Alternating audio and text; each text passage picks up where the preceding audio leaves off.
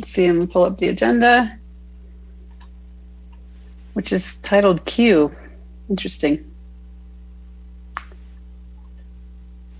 All right, roll call. Okay, Vice President Hetherington? Here. Director Diamond? Here. President Odette? Here. Director Stevens? Here. Director Rolfe? Here. You were out of order there, Kevin. Yeah, Let's we go were. alphabetical. I noticed in the sequence block we changed it a little bit. I'll put that back in alphabetical order. I like Catherine being last. QRS. Oh no, you're last, Stevens. All right. Yes. Do we have any special orders of business? I have none for this meeting. Obviously, for the next 27th, we'll have some items. Any modifications of the agenda?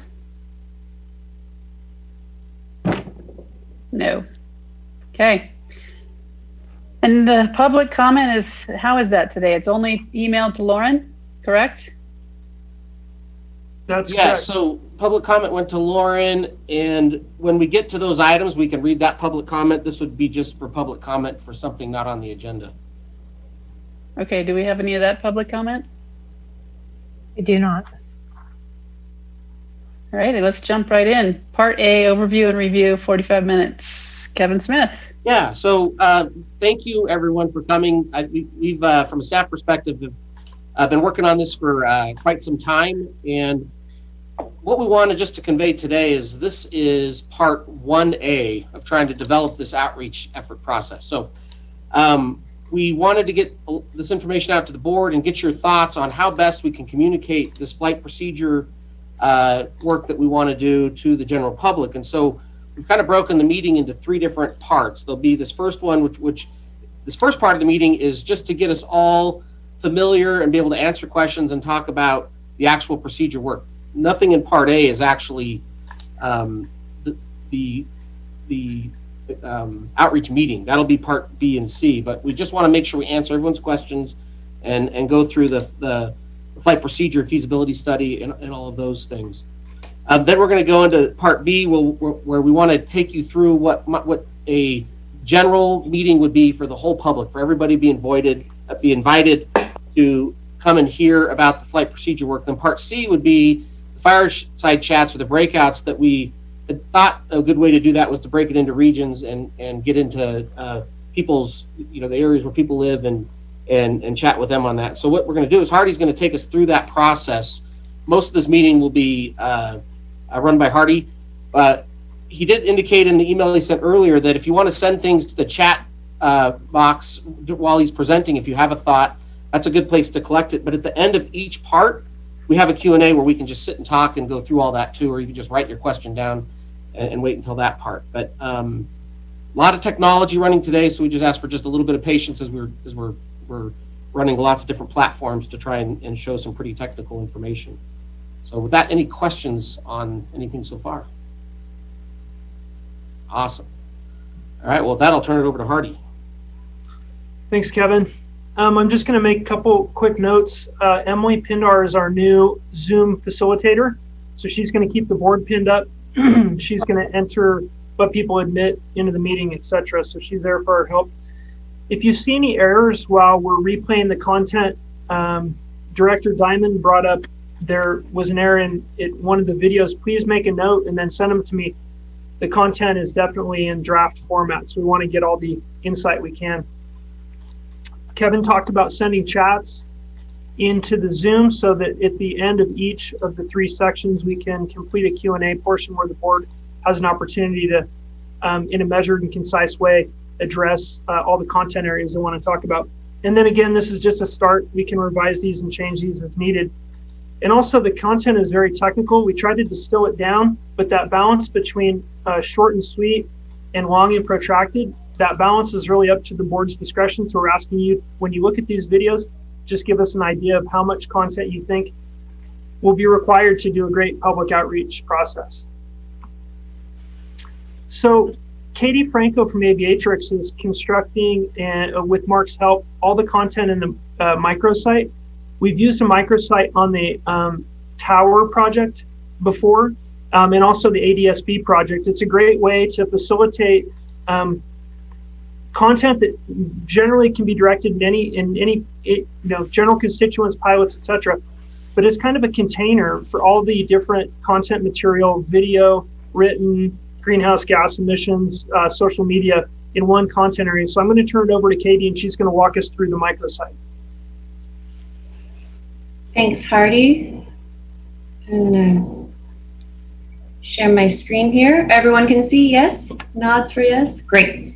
So this is our project microsite. I'm going to walk you through a little bit of it.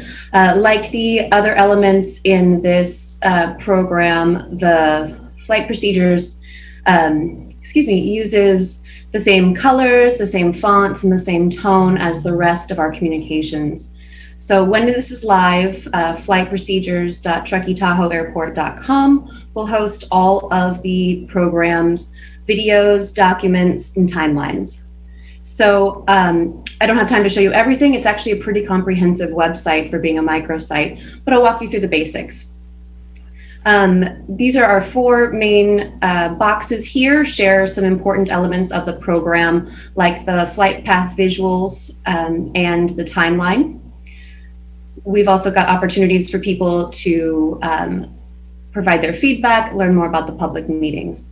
The basics here, we describe the outreach program and the reasoning behind it. And then the additional information and resources will connect people directly to certain elements of the program.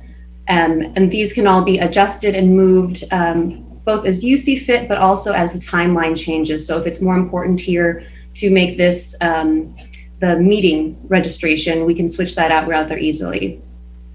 In general, the site is broken into four main spots.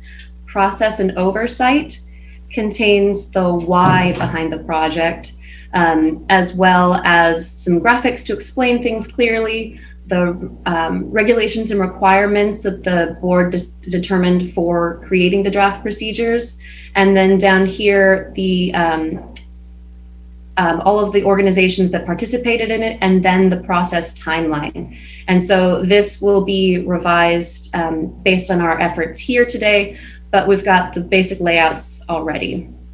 Safety and environment is the second section. This lays out all of the factors like population centers, terrain, pilot expertise, pilot capabilities, and existing flight procedures that all came into developing those draft procedures. So there's an explanation here of what was taken into consideration. We've got the feedback and participation. This is where everyone is able to leave the public comment for record and compilation. And then this will be the area where we link to registration for the virtual open house, the details on the fireside chats, or the ability to call directly and leave a voicemail with Hardy. Lastly, data and analysis has two different sections.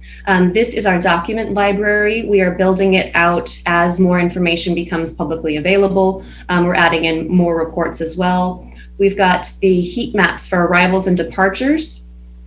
We'll be adding additional elements and procedures here, but then we've also got the flight path visuals. And these are the animated ones. Everyone can play. They're all embedded in the website, so they don't leave. They don't open up another window and get distracted. So all of these, as well as the heat maps, all play embedded. And we will be adding in the static boards as well in this section. And finally, the outreach also, our community outreach also extends to the pilot community. And so this is a page specifically designed for pilots to receive more information and do a deeper dive. Right now, we've got the basics as well as direct contacts for airport staff, but this will host some of the flyby videos that are being developed and additional information on using the simulator for these arrivals and departure procedures. And we'll keep expanding this section as well. That is a quick overview for you. Again, the website isn't complete. We'll be using feedback from today's meeting, the additional documents as they come along, the welcome video from Kevin, but we do believe the site will be available and ready to go when the public outreach component of the program launches. If I could just quickly add, we're not asking you to approve this today. We're going to get this out to you so the board can go through each of these and read and give us your comments. But we're introducing it today, and we're going to be working with staff and with the board on this for a little while to make sure it's right where we want it. Thank you, Katie. Okay. Time for comments. I have a comment right off the bat. Well, two things. I haven't seen any of I guess we haven't seen the verbiage yet, so I'll be curious, and it's going to be changing from what I understand. The headliner here: Truckee Tahoe Airport is helping pilots navigate our region. New flight procedures will enhance safety in the skies and on the ground. Now, I've been around for a while, and in fact, I have flight procedures where we did a whole thing of airspace design review back in 2016 and in 2012. And my understanding with this three-legged stool, which was the tower on a temporary basis to see if it had positive impact, and then ADSB, and so all in, we're about $5 million into those two things. And my understanding was the purpose of this was so that we could move aircraft, and the underlying subtext of this would be distributing flights to a more fair system, or context, the context of how certain neighborhoods are bearing the brunt of it, and we're approaching this with the intention of sharing. And this, to me, when I see this headline, it tells me it's all about pilots and helping them navigate the region. Nothing headlining here about context. And that concerns me, because that was my understanding of why we were doing this three-legged stool. So, Can I ask a question real quick, Kevin? yeah, Kind of on that topic. Is this the meeting where we need to grind into the content, or is this the meeting where we're going to talk about getting it out to the public? well, I think maybe the best. Mary's got some good points there, and we want to address those questions. It might be good for us as staff just to go through these items, and I'm making notes here, and then when we get back to the Q&A at the end of this section, then we go through all of those things. But yeah, today is a good time for us to work through some of the language. I don't think we need to use the words concerning or any of those kind of things, because this is, again, part 1A. That is what exactly, Mary, what we want to hear is what your thoughts are on those things. Because I'm not concerned, because I know that through a robust process with the full board and some talented consultants and staff, we'll get the language right. But there's a starting point, and this is the starting point. So we're happy to get all that input, and we'll make sure all those things are incorporated into this process. And we do want you to be able to go through and comb through and look at all the data in these products that we're getting ready for the public. Yeah, I will mention one piece. The website had text placeholder in it, so we've really focused on building the content for today's meeting and not necessarily on the messaging in the actual website. So it's a really great point. I think Katie just put something in here to hold the placeholder for it. There's a lot of different content in here, and we're anxious to show you all the content and get all the comments back so we can assemble them and then make changes to it as needed. But Yeah, how can I provide comment to the content if I don't see the content? Well, we're at the first step, and so there'll be a process for that. We'll be able to do that. You said you would actually share a link to this to us at some point.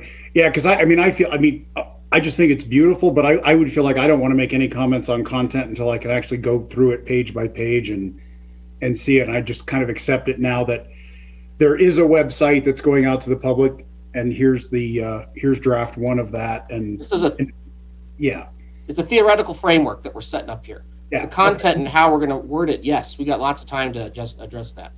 Yeah. Okay, cool. Okay, I think we're going to move on to the flight procedures feasibility study overview. What I tried to do is I tried to take the PDF, and this is just basically a paper overview, a quick I think I say it's 5 minutes, but I think it's really about 7 minutes. It's an overview of the actual study so people understand the premise and kind of the foundational principles that drove most of our outreach efforts. So we're going to go ahead and play that video for you now.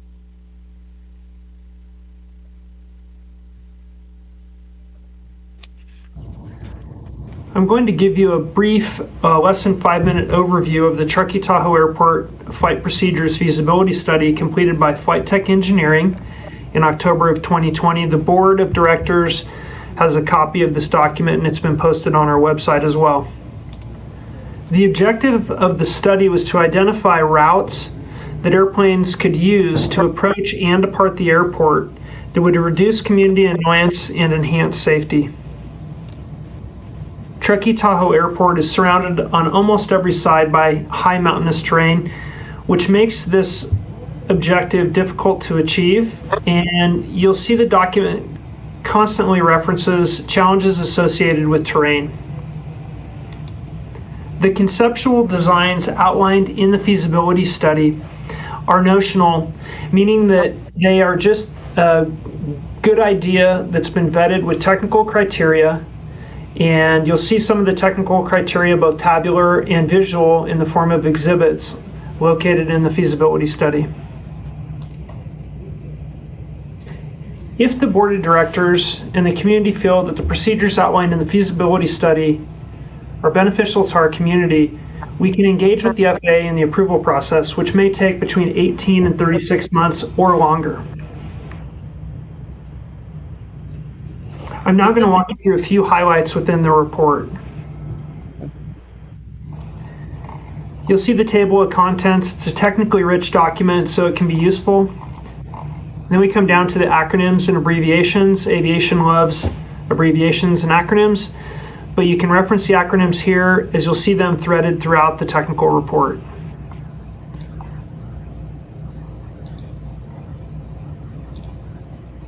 On page 5, I wanted to draw your attention. The study obviously was designed to reduce the impact of aircraft overflight, so one of the key aspects of the study is assessing the airport's ability to accommodate operations by a wide array of aviation users, including higher performance aircraft, while remaining sensitive to the interests of the nearby residential communities. The flight procedure design improvements recommended through the course of this assessment considered general traffic patterns and preferences to avoid overflight of the communities surrounding KTRK as directed by TTAD representatives. Essentially, the function of the study was to find routes that both worked for the community, the pilot community, airspace, the region, and the airport. Threaded throughout the document, you'll see at the top of the executive summary, discussion about close-in mountainous terrain features that limit our ability to use standard procedure design criteria. The report talks about navigational aids, which are lights, signs, marking, and different objects used to assist the aircraft in making navigation to and from the airport.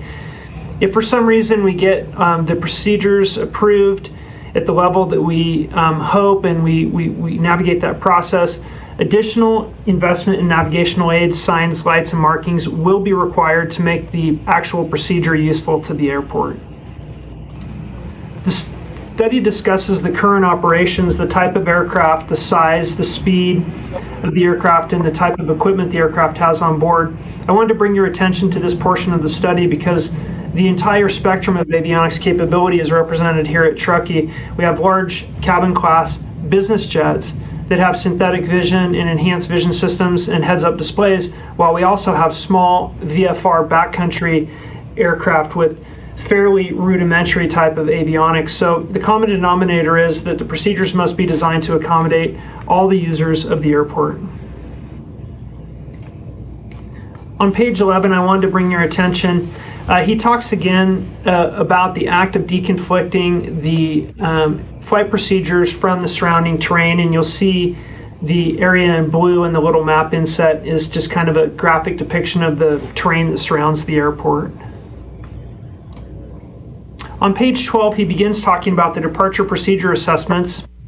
The departure procedure off runway 29, the Truck 4 departure procedure, has a 415 foot per mile nautical climb gradient The climb gradient is really the required rate of climb that the aircraft has to achieve to outclimb the surrounding terrain. This is a concept that we'll talk about as we discuss each departure procedure. So a lower number is better for the climb gradient. We're going to drop all the way down to page 21. The study starts talking about the runway 11 departure, the departure to the east, and it utilizes an RNAV waypoint criteria structure, and the airplane will take off, fly eastbound, and turn to the left and climb north. But you see the required climb gradient is up near 775 feet per mile. That's higher than anything we have at the airport. So as you see that climb gradient rise, the difficulty of operating and using that procedure will go up, and the required performance of the aircraft will go up commensurately. This is the departure procedure, the Cigna departure as we call it, westerly departure off runway 29. You can see the climb gradient for that procedure is 475 feet per nautical mile, which is a pretty good climb gradient, achievable by most aircraft that are using the airport. The study talks about the minimum descent altitude, or the height above touchdown of the runway 11 approach, which is down to 310 feet. The lower the minimums and the lower the HAT elevation, the lower and the farther the plane can fly on autopilot before it comes in to land at the airport. Finally, I'll bring your attention to page 31, which talks about the implementation options, or the options that the airport has to get these procedures completed and approved by the FAA. Option 1 is a public option whereby the procedure is given to the public. It's public knowledge. It can be downloaded in an electronic flight bag or paper format, and anybody can use it. Option B is a special procedure, which would be sponsored by an aircraft operator for special use by that operator only. And then option C is basically a hybrid of the two, whereby the airport as a sponsor could sponsor the procedure, disseminate that, approve it, validate it, and maintain it, and give that to any operator that came and went from the airport. So that's the overview of the document. Again, it's posted on our website, and we're happy to talk at further length about the document as needed. So that's the actual overview of the physical study. We're going to move on to the animations and boards viewing. This is a compilation of a number of different content areas, both animation for flight videos and then static boards that were constructed. We put a lot of time into trying to parse out and figure out what we wanted to include in this content. What we're going to show you is actually a sample of what we'll show to the public in the general district-wide community outreach meeting. And so Kevin discussed the series of events would start with the district-wide meeting. It would include all constituents, be widely publicized. People can log in and watch what you're going to see now. And then the smaller fireside chats are specific to 4 different neighborhood areas that surround the airport. The animation and boards viewing video that we're going to watch now is the longest content on today's agenda. It's about 18.5 minutes, and it goes through each flight procedure and the existing procedures end to end. So this is a great place to try and start applying some metrics to the length of this content, and let me know if this is too long or too short, if it covers it, if it doesn't cover it. Put a keen eye to it, and we'll go ahead and play it. This is 18.5 minutes, and then we're going to go into the Q&A session where we can talk at greater lengths on each of these.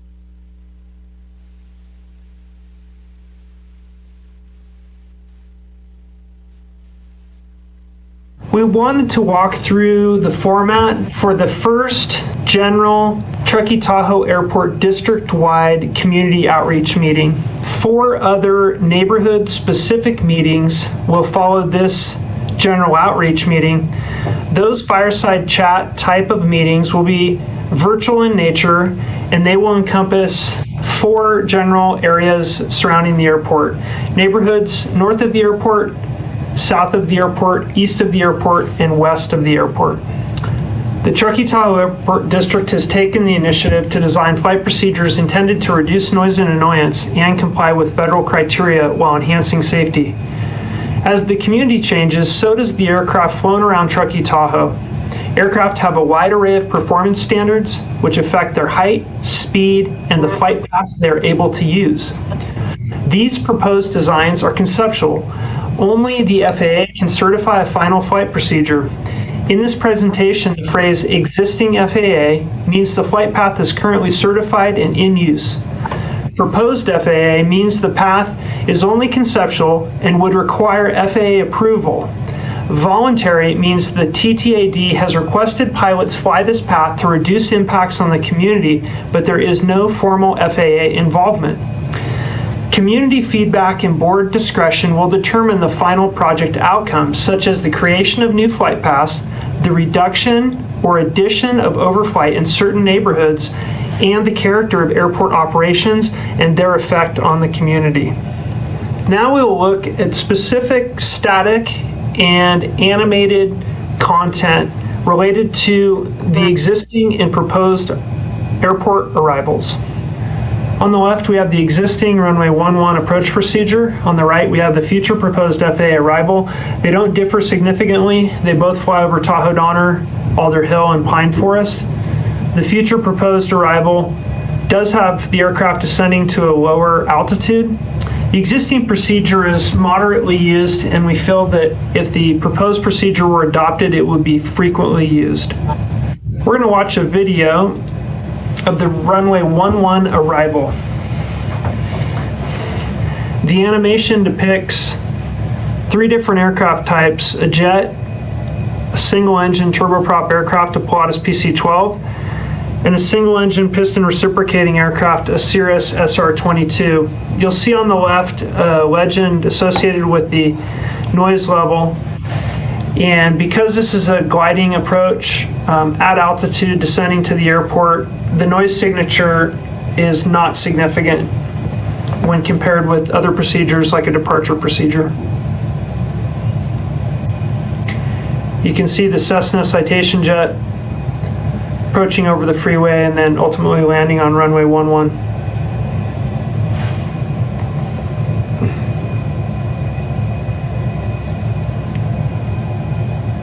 Now you have the Pilatus Pc12, slightly smaller noise signature.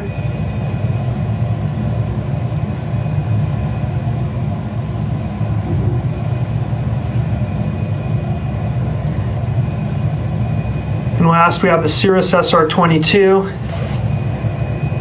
in a reduced thrust, low power approach setting, pretty minimal noise impact. This is a depiction of the runway 20 arrival.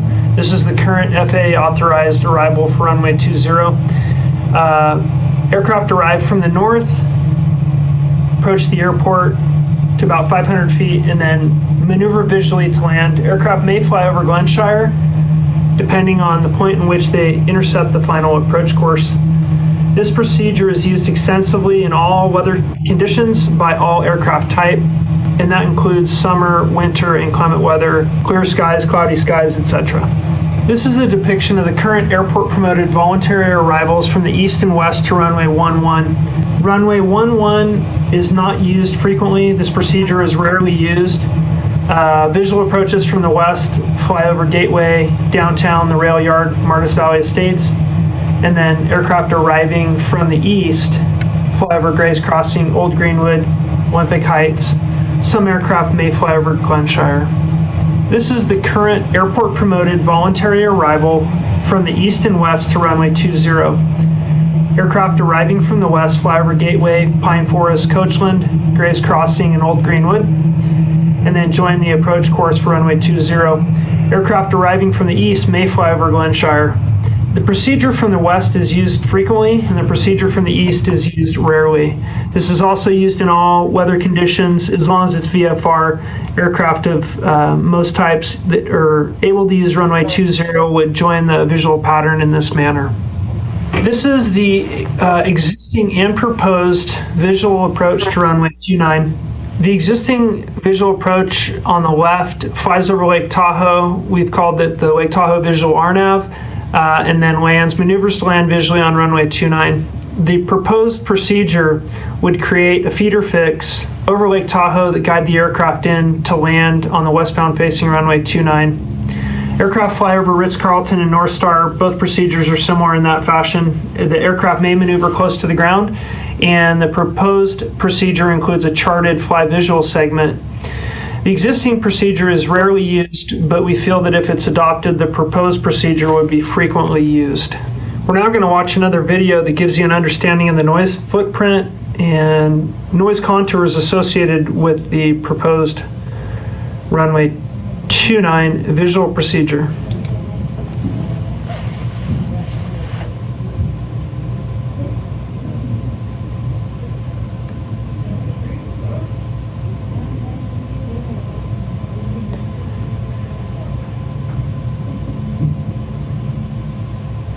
The existing procedure and the proposed procedure path alignment are virtually identical.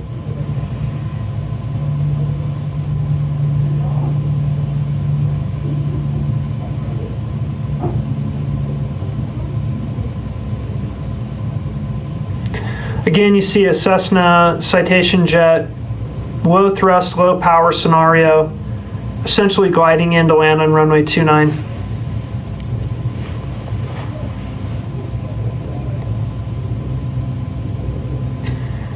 Again, Pilatus Pc12, very similar noise footprint, low noise signature. It will be low to the ground. This procedure by people on the ground would have perceived low flight near that area of Ritz-Carlton and the North Star parking area.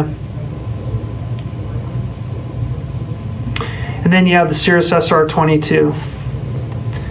Again, low noise impact, gliding descent. This is a depiction of our most frequently used approach path. This is the voluntary downwind arrival from the east and west to runway 29. Aircraft arriving from the west fly over Ponderosa, Palisades, and Sierra Meadows primarily, portions of North Star as well. And aircraft arriving from the east fly over Grays Crossing, Old Greenwood, and Olympic Heights, and then join the left downwind. This is the primary standard approach used frequently by all aircraft types, and the wind favors constant use of runway 29, and therefore this procedure is in high demand. This is a side-by-side comparison of the existing voluntary procedure and the future proposed FAA arrival. You can see the lower section shows the FAA arrival wider, more obtuse angles approaching the runway. This would be an instrument procedure, so it would have a higher level of adoption by aircraft willing to fly instrument procedures. Aircraft on the downwind portion will be further south, flying over Lahontan and North Star and Martis Camp, probably relieve some of the impact from the Sierra Meadows neighborhood. Again, this is a primary standard approach for our airport, so we believe that if it's approved, it will be used frequently. We're now going to watch a video of the proposed arrival, left downwind arrival for runway 29.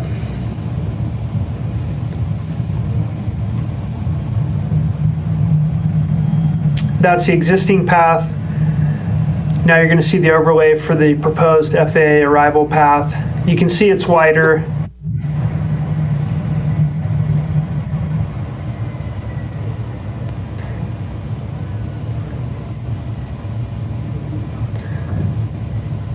The instrument path will give an aircraft the ability to have a constant rate of descent.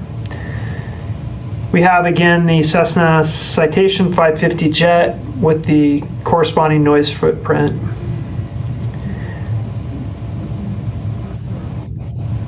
On the arrival procedure side, the aircraft do not differ significantly. A little lower footprint with the Pilatus Pc12.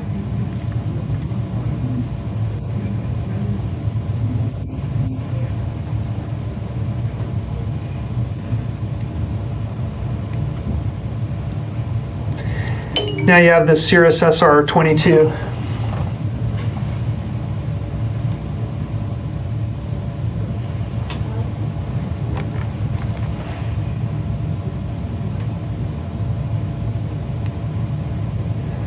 This is the current airport promoted voluntary arrivals from the northeast and west to runway 2. Runway 2 is not used frequently. Again, you can see from the path what neighborhoods are affected by this voluntary arrival.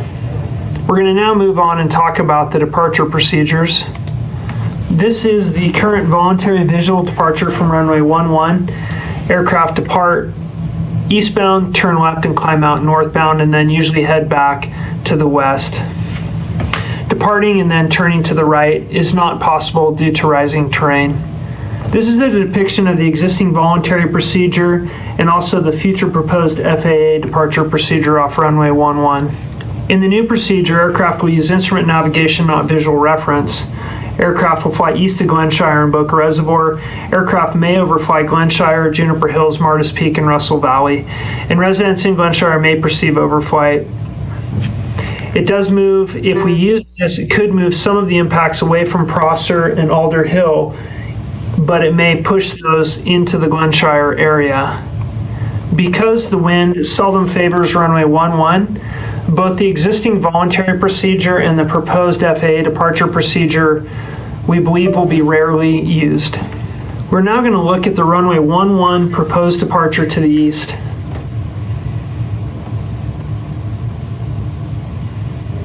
You can see the line being drawn just to the east of Glenshire over Juniper Hills and Martis Peak area. The aircraft departs to the east, steadily climbs to the north, out to a common waypoint north of Stampede Reservoir.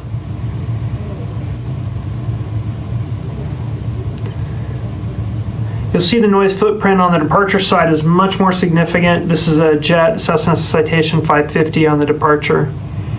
He's just approaching Dry Lake there. And then a turn northbound. This is a Pilatus Pc12.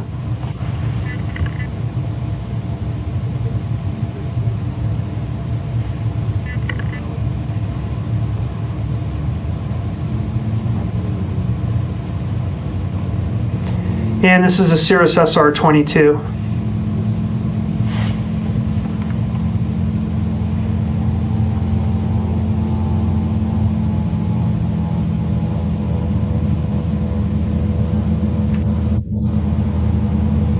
You can see as the aircraft climbs, the noise dissipates.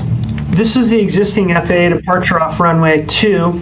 This procedure is rarely used, although it does have significant overflight for the Prosser neighborhood, areas near Glenshire, Old Greenwood, Gray's Crossing, and some of Alder Hill.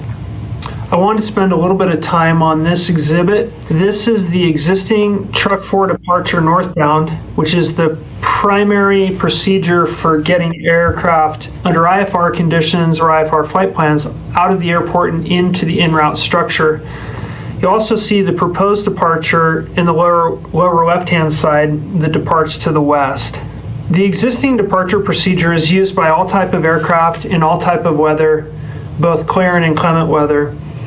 The proposed departure procedure has much shorter track miles. If you can see the inset in the upper left, a common point west of the airport, as measured directly from the airport, it's obviously much shorter. That reduces the total time and air impact from overflight for the community because the aircraft is spending less time in the climb and circling back toward common destinations to the west and to the southwest. The neighborhoods primarily affected by the existing departure include Gray's Crossing, Olympic Heights, Alder Hill, Prosser Estates when flying to the north. The proposed procedure will overfly Martis Estates, Pine Forest, Tahoe Donner, Armstrong Track, and Donner Lake. Now we're going to look at the existing Truck 4 departure.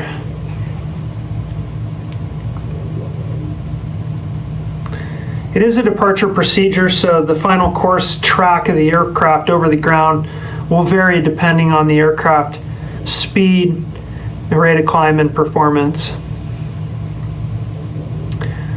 So again, on the departure, you're going to have a much more significant noise footprint. This is a Cessna Citation 550.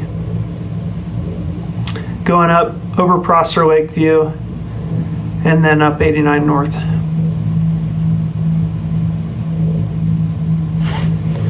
Next, we have the Pilatus Pc12. Again, significant noise impacts close to the airport.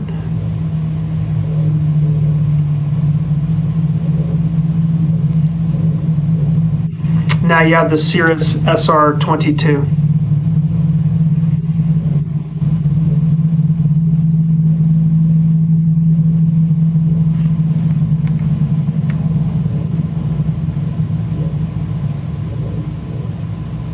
We've already covered most of this on the proposed existing VFR departure procedure for 29 and the future proposed FAA departure. The only difference is that if the FAA proposed departure were adopted, the tower could assign that aircraft to fly the departure procedure outlined here on the slide.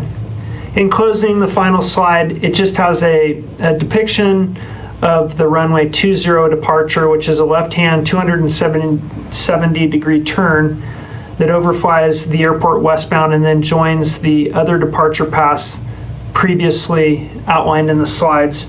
One thing to mention is that all of the voluntary procedures at the airport are designed to align aircraft noise with areas of ambient noise like Highway 80 or other areas of high ambient noise. This concludes the general outreach meeting content summary. We're now going to look at the proposed FAA departure procedure off runway 29 to Cigna intersection westbound. The procedure is designed to align the aircraft over areas of ambient noise such as Highway 80.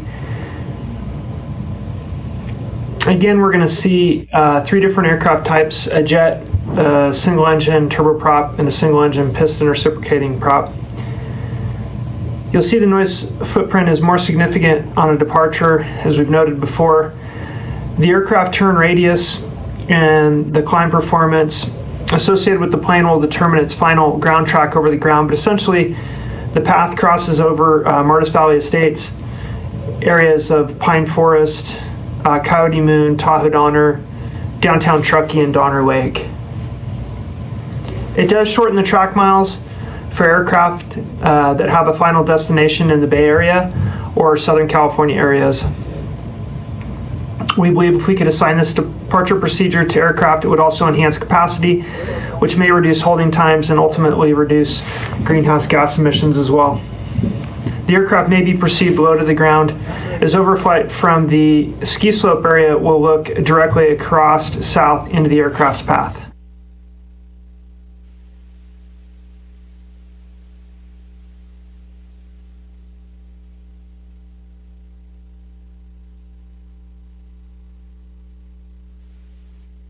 Oops, I had to unmute there. That is the general container full of content that we hope to provide to the people that come to the district-wide flight procedures outreach meeting. And I think we're moving on to the Q&A for the board, and I'll let Kevin lead that process.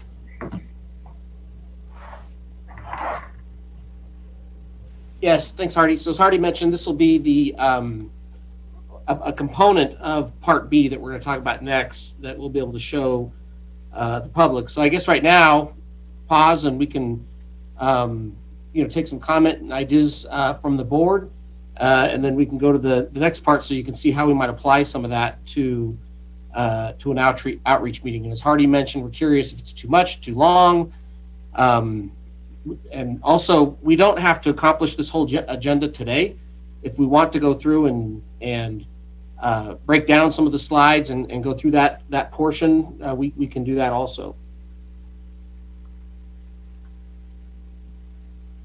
How do you want to do this? Do you want to do one person at a time, go through their comments, or Teresa, what do you think?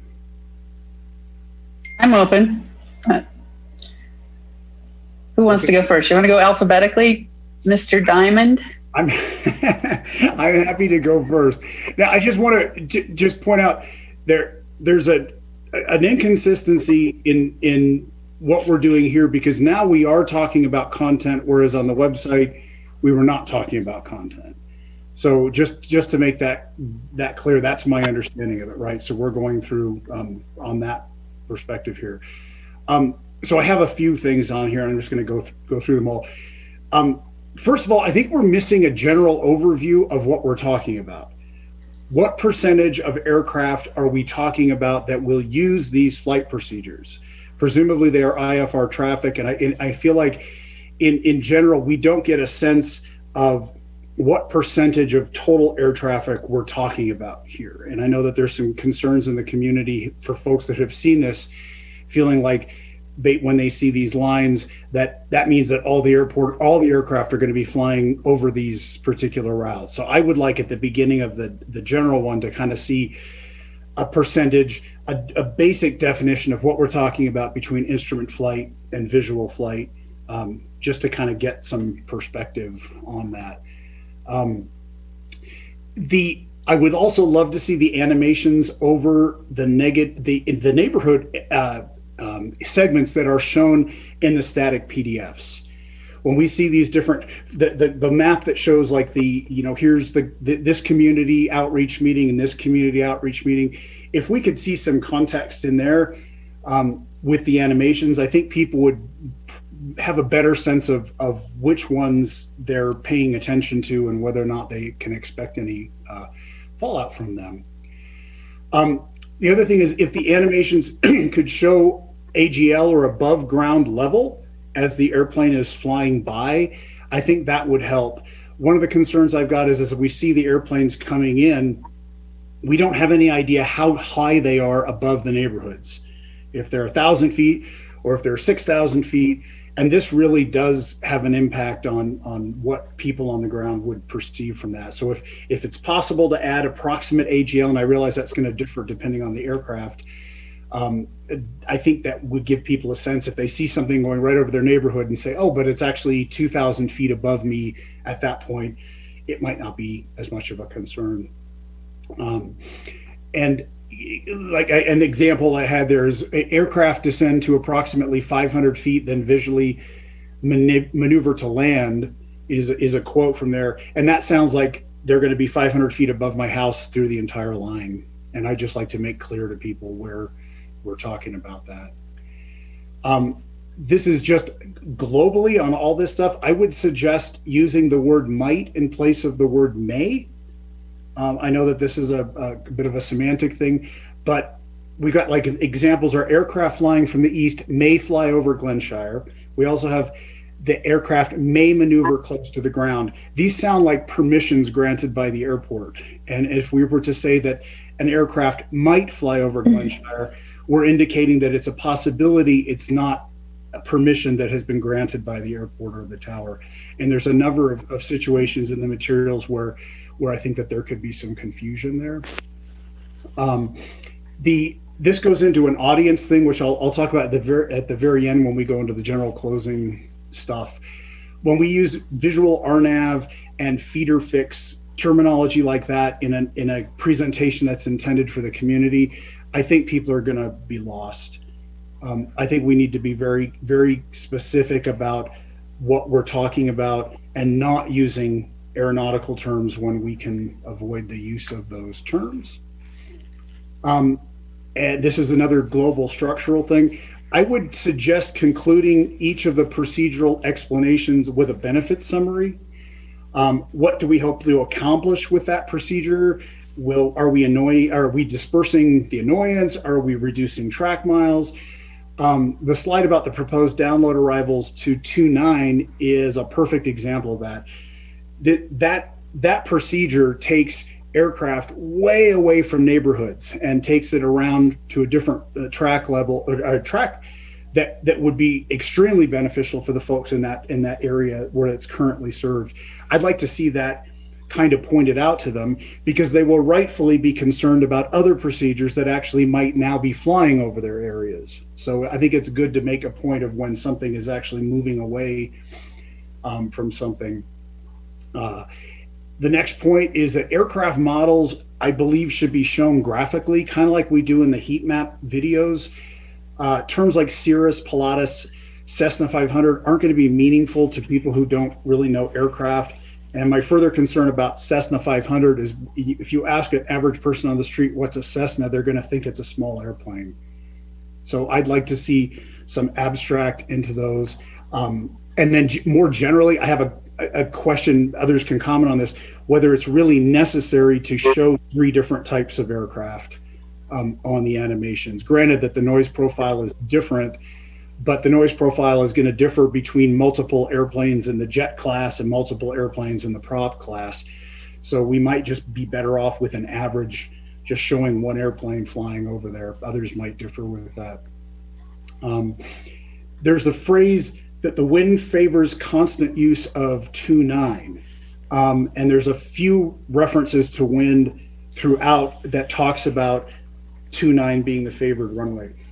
I have a problem with this. This is a more general thing, because when the wind blows, it typically favors 2-9 or runway 20. But often the wind does not blow. Today is a good example of this. Truckee has been reporting calm winds from the start of business all the way through now.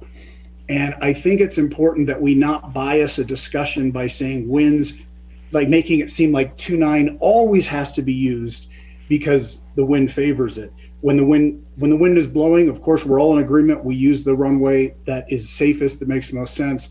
But I think it's fair to recognize that quite often, today as an example, the wind was not blowing at all, and the departures to 1-1 could have been used.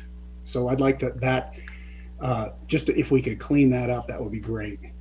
And that's all that I've got for this video.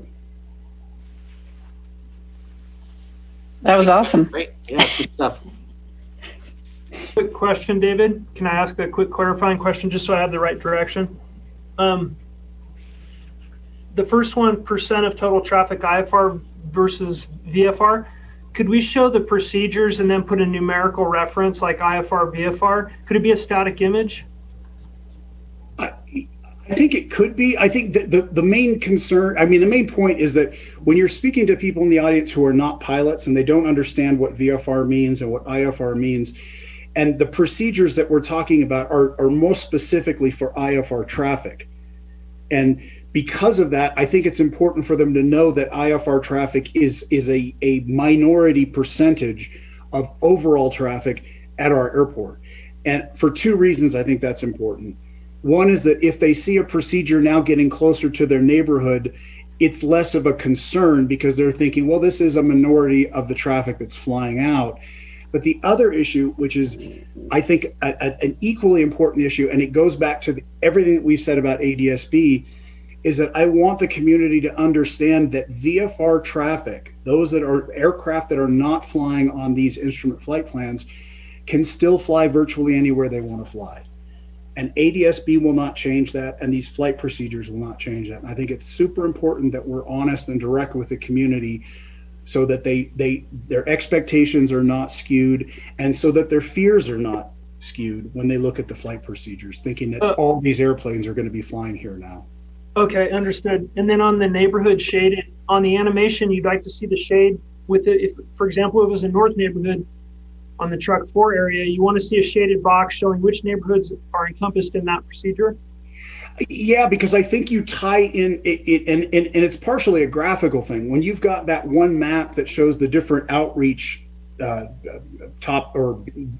sessions that we've got, that theme could be pulled through on the animation maps to show kind of like, now that we understand like the Prosser group or the Glenshire group or whatever, to show those polygons on there so that they kind of have an idea. Because ideally we want everybody interested in everything that's happening across our entire region. More likely people are going to be very concerned with what's happening close to their homes. And so I think it's very clear. If the clearer we can make that, the easier the conversation might be. Yeah. Okay, good clarity. One more final question. Item 6, you said complete each video with the benefits section, and you use the wide downwind as an example. Yeah. One thing that we struggle with is we don't want to point out a benefit without pointing out if there's a related impact. So, for example, it benefits Sierra Meadows, but it may actually impact Martis Camp and Mulholland. Do you want us to say both those things at the end of the video? Would and that, like the example that I'll give you my notes on this, but the example I wrote in the notes is this procedure will enable us to move inbound traffic away from downtown and other populated areas. This will reduce annoyance for those communities while providing greater separation from westbound, outbound traffic, which increases safety. And then would we add that it may fly over new communities, Martis Camp and Mulholland and North Star? Well, you're saying that when you're explaining the procedure. So I think it's great that you're doing that now. What I'm missing on that is the question that someone in the community might say about, why are you even doing this? Why are you proposing this procedure? And it's like, what are our goals for a specific procedure. It helps explain why we're even talking about this, and then later on it helps us justify whether we were right or wrong. We can measure the results and see if that's in fact what we got out of it. Okay, good input. Thank you.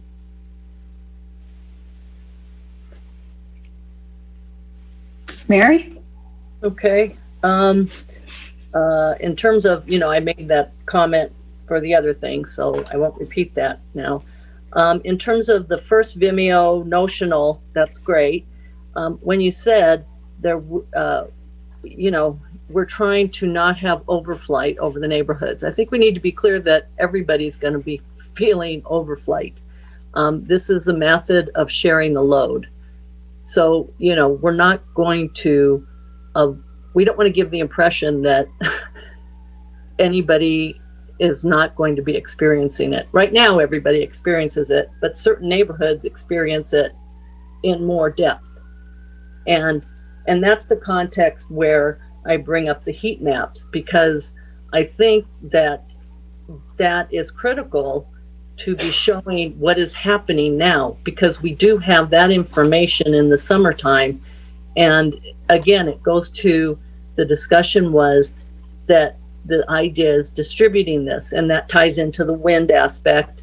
And, and if people are going to get tribal and say, well, not over my neighborhood, we need to, maybe we should expect that. But I think it is only honest and fair to show, based on these old heat maps from 2019, what neighborhoods, for what the departures, what those are being felt, or for the arrivals, how those neighborhoods in Sierra Meadows are experiencing the majority. And so that is my underlying context to the whole process. We need to be honest about what's happening now and over the last 15 years, how growth has happened, it's increased 3 times. And for looking ahead, is it going to increase 3 more times? And are we just going to say, too bad to certain neighborhoods? You're in the wrong place. Too bad if you bought your house 30 years ago. Or quick question, Mary, what kind of exhibit would you like to see? Would that be an animation or a static board with some using your heat maps and get some graphics going where it shows the different neighborhoods? I'm not clear what that graphic would be. I think that it's got to be on an equal playing field to what you've already created. But I think that the heat maps, they obscure the neighborhoods. So somehow, give me an example of what the gurus of graphics can do. But there's no arguing what the heat maps show. So Mary, and maybe, so the heat maps, when we're talking about the conversation of why we're doing this, is what you're saying is that would be a good place to put that information and have a discussion about, what's currently existing under the why we're doing this? I think so. I think that's important to show the community this is why we're doing this. And we are not going to make aircraft noise go away. No. We are not going to make overflights go away. There's a subtext in a few places that makes it sound like we're going to make it go away. It's not going to go away. We're managing it. Yeah.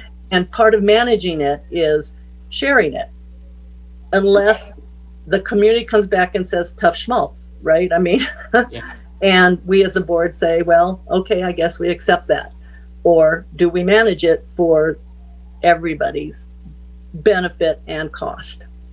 Well, while we're on that, thank you for that, Mary. The one thing that I thought, Hardy, that would be good to get in this, before I forget this thought, is because we kind of saw this from some of the comments from the Gateway neighborhood, which we need to read, Teresa.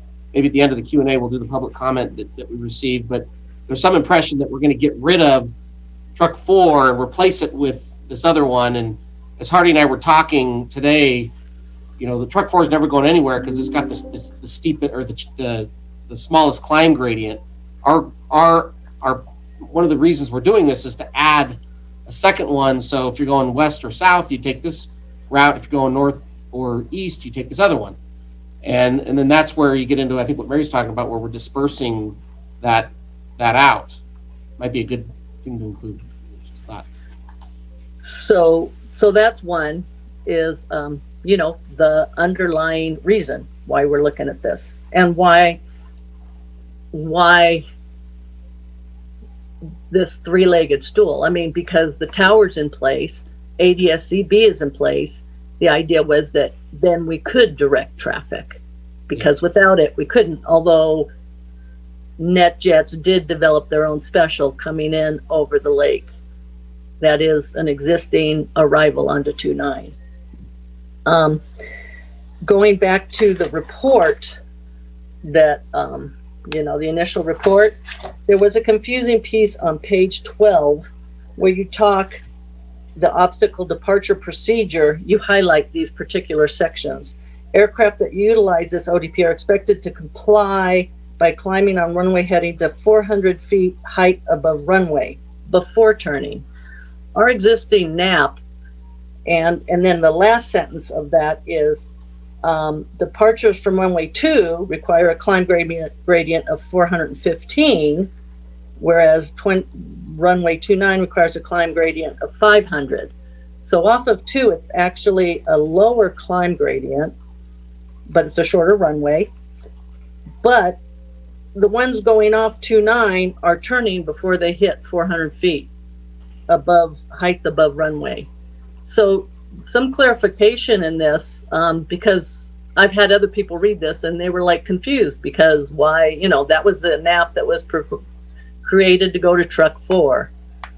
And again, all those numbers, you present this to the community and a lot of people will just get googly eyed. So that would be my comment on that. The So section. Mary, quick question. Do you want us to, can you clarify what you'd like us to do with those numbers? Well, right now, in their discussion of the departure, they're saying that they need to be 400 feet above the runway before they turn. Are they 400 feet above the end of, at 1-1 before they go over the bypass bridge? And It Hardy, real quick, depends on flight performance, because if a plane climbs faster, he may turn earlier. If he climbs slower, he may turn later. So that's why the performance is the key indicator of the final flight path alignment. Right. Hardy, correct me if I'm wrong, if they're on an IFR flight plan, they're not turning until they're at 400 feet. That's correct. Yeah, so some people may see planes turn earlier, but they're not on that IFR flight plan. Any aircraft on an IFR flight plan is waiting. They don't start that turn till, and for a lot of those aircraft, that's seconds before A they good get. example of the geometry is if you're 29, you have a really great performing aircraft, and he rotates and he's getting a great rate of climb. He can turn right to the extended heading in the procedure right here out of my office window. Oh, okay. Create an overflight for Olympic heights, but he's actually technically flying the course guidance provided by the procedure. Okay. Thank you for that clarification. Okay. In the part where you talk about options A, B, and C, and you are clear that option A is a 3 to 5 years, but you don't put any timeline on the option B and C. And going to the public, if you're gonna, it begs the question. Okay. We can add those in. Okay. Again, tying into the animations, I would agree with David in terms of rarely versus common. Again, I had some people view this with me and they were like, again, it's how often is this? And as someone who lives in Prosser and in the summertime experiences sometime aircraft every 6 to 10 minutes, certain parts of the day, that's, I think, something, I don't know where I'm going with that. I think one piece to clarify, you bring up a good point, Mary. On the existing procedures, we have great numerical metrics of the usage, but on the proposed, we're just making a staff estimation.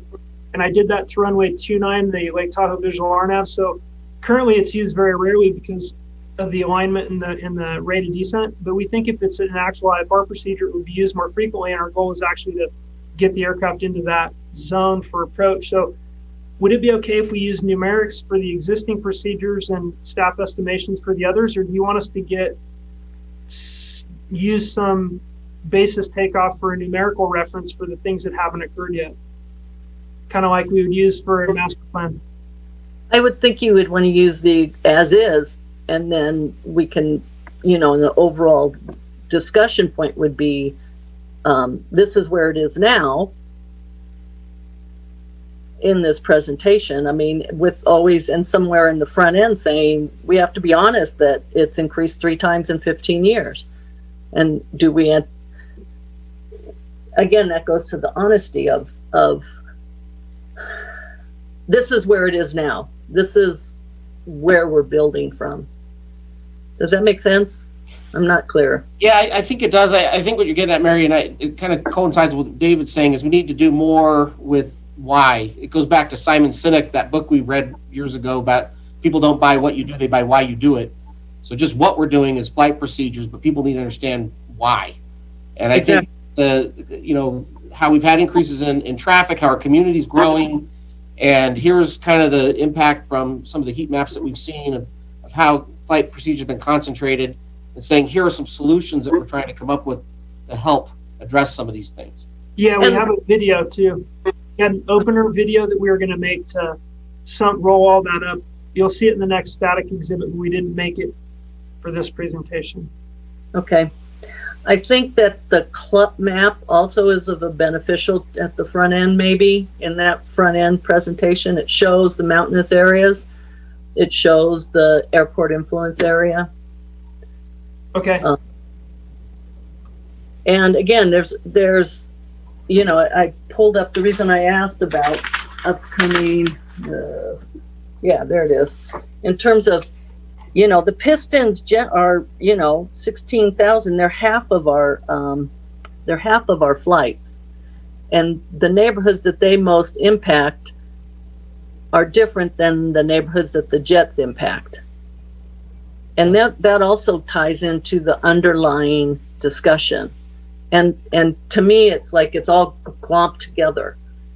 And I think we need to be clear. If Pistons are half of our flights and jets are 30%, we need to somehow capture that. That might even be like when we look at the percent of, because we have had more Piston IFR traffic with Cirrus's and Mountain Lion and some of their flying. So there may be a way for us to include that in there and talk about that. That's a good point, and that goes to the general public and even me to some extent. When I think Piston, I think of the 172s and the 182s, and I think that's how the public looks at it when you say Piston.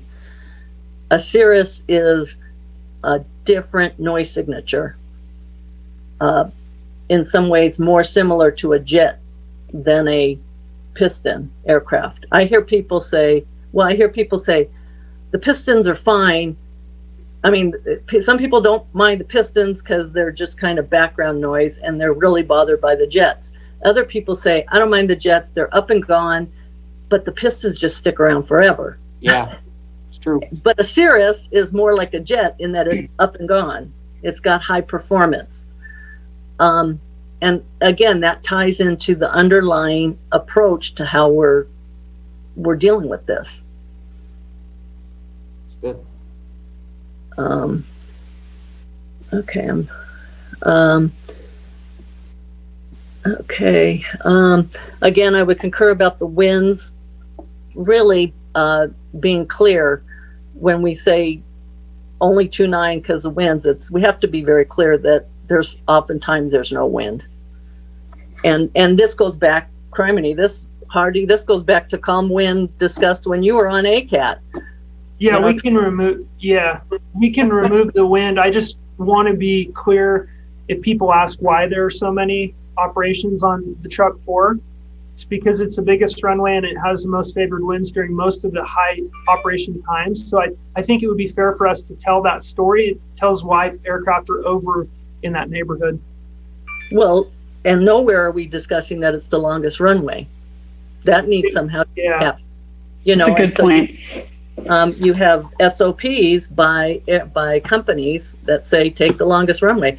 I mean, we know for a fact that many of the jets could go out on 220, and they did when 1129 was under construction, when there was work being done on it. So, you know, there needs to be some commentary about that they can, but a lot of times if the corporate tells them, and then you have the distinction of corporate rules and then privately owned aircraft and how we address that.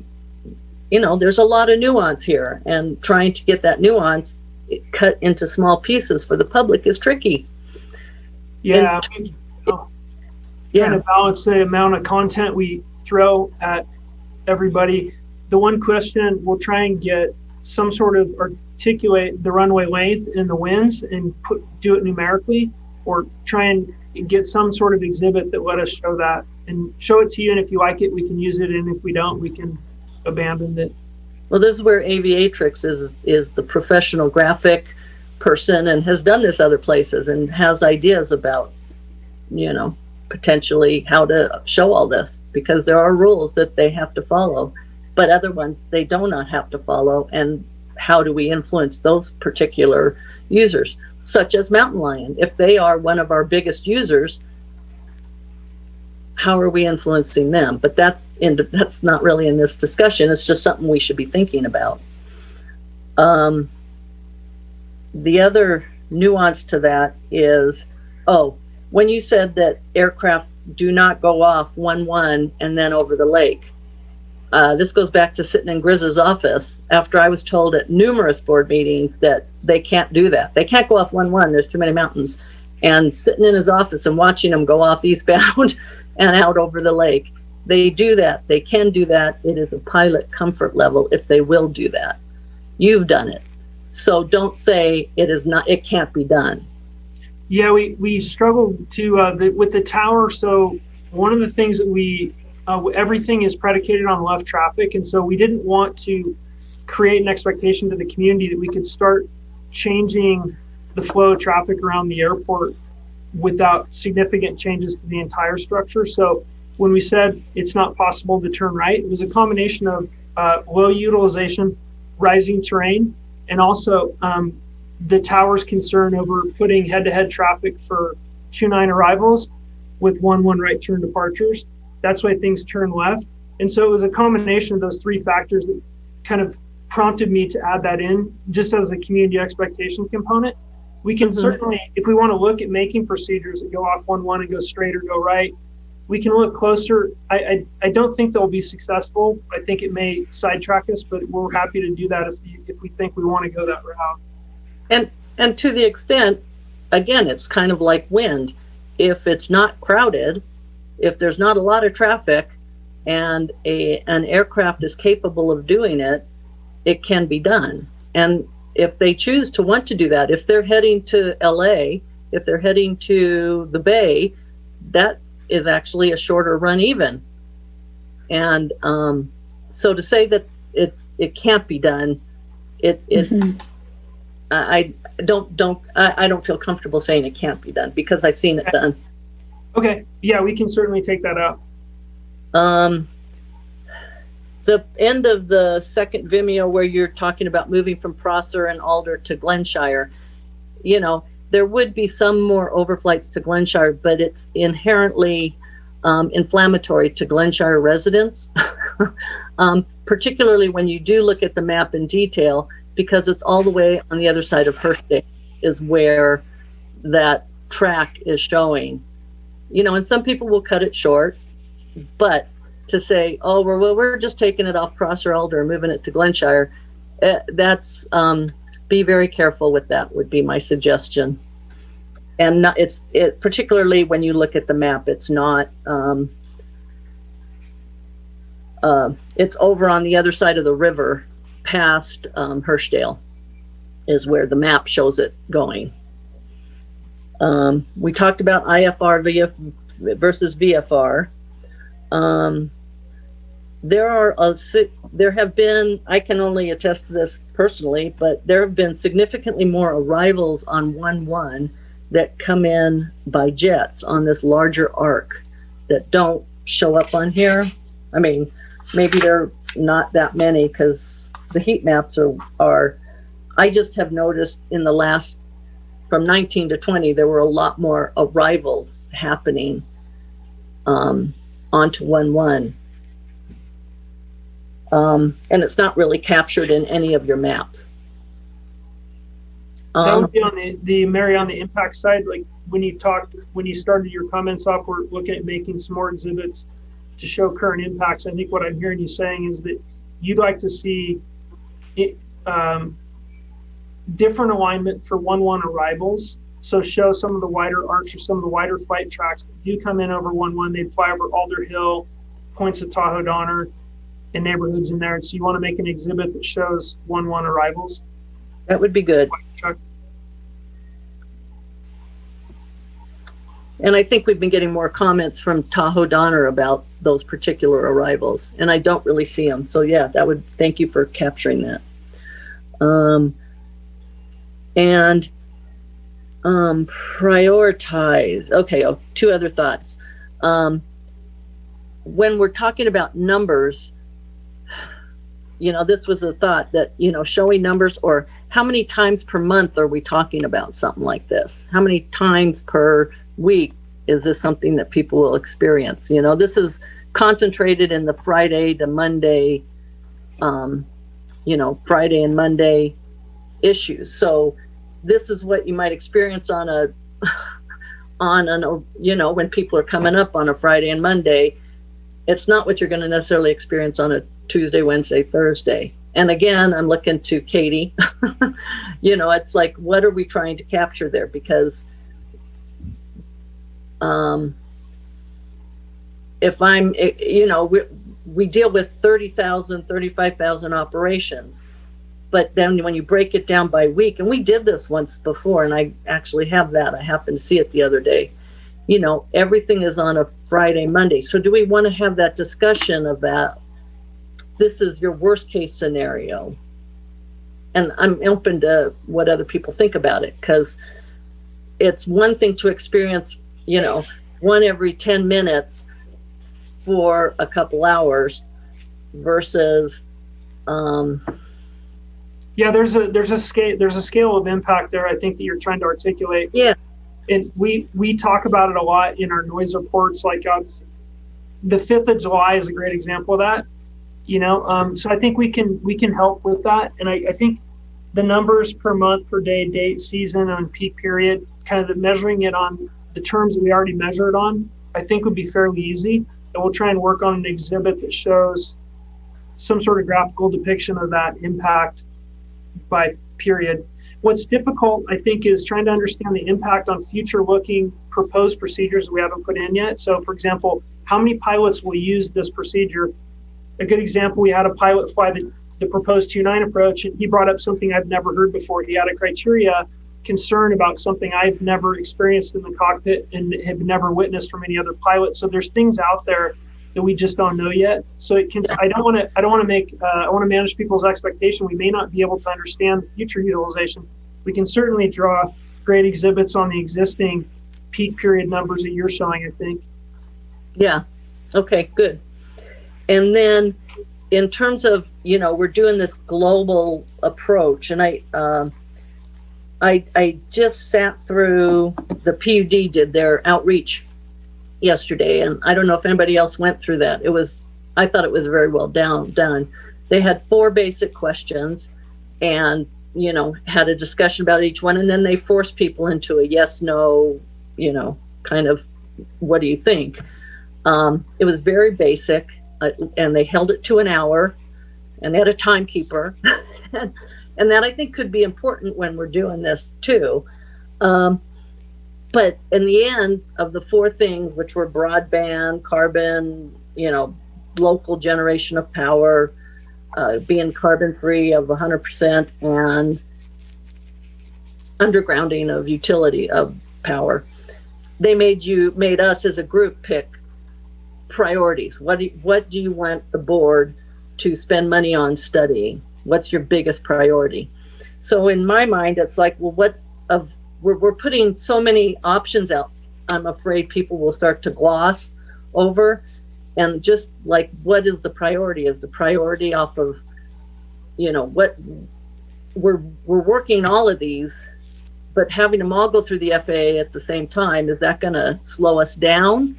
Or can they all be done simultaneously? Or are we prioritizing one of the departures and one of the arrivals? And I'm just trying to have us think about that in terms of prioritizing our efforts with the FAA, our lobbyist, and because I don't have a sense of if all this can be done simultaneously. And so I just had a question real quick, Mary. Did they use an electronic platform for you to vote? I know, David, I think you did that too. Did they use somewhere? Because I've been in conferences where we voted via text and things like that, but it was just making people say yes or no? It was their person there who was taking notes. Okay. And then collating it. And in terms of, we're doing this public outreach, because it's the right thing to do, and also in because of the way that the FAA went around and changed airspace, and communities like Phoenix and Palo Alto went ape crazy because all of a sudden they were experiencing flights because of the redesign of airspace. But somewhere in this, we need to be clear that, with developing of our NAP, that was done without any public outreach. And that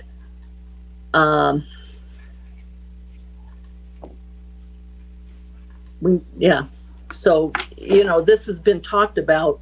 Like I said, I found this old report from 2016 with many of these similar videos where we talked about airspace redesign, and it strikes me that we've put $1 million about into the tower every year for 4 years.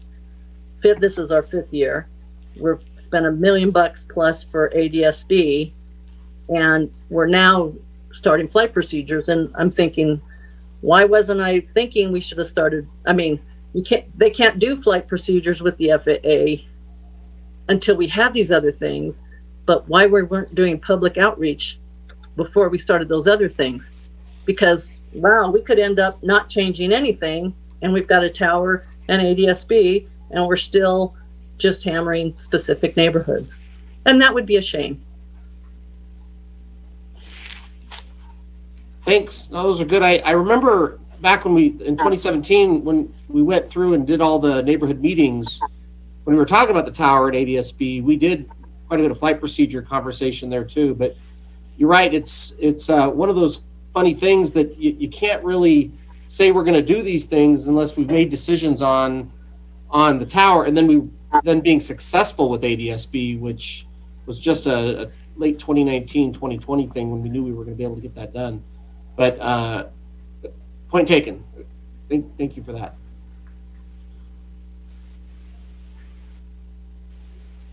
Next. Rick, are you with us?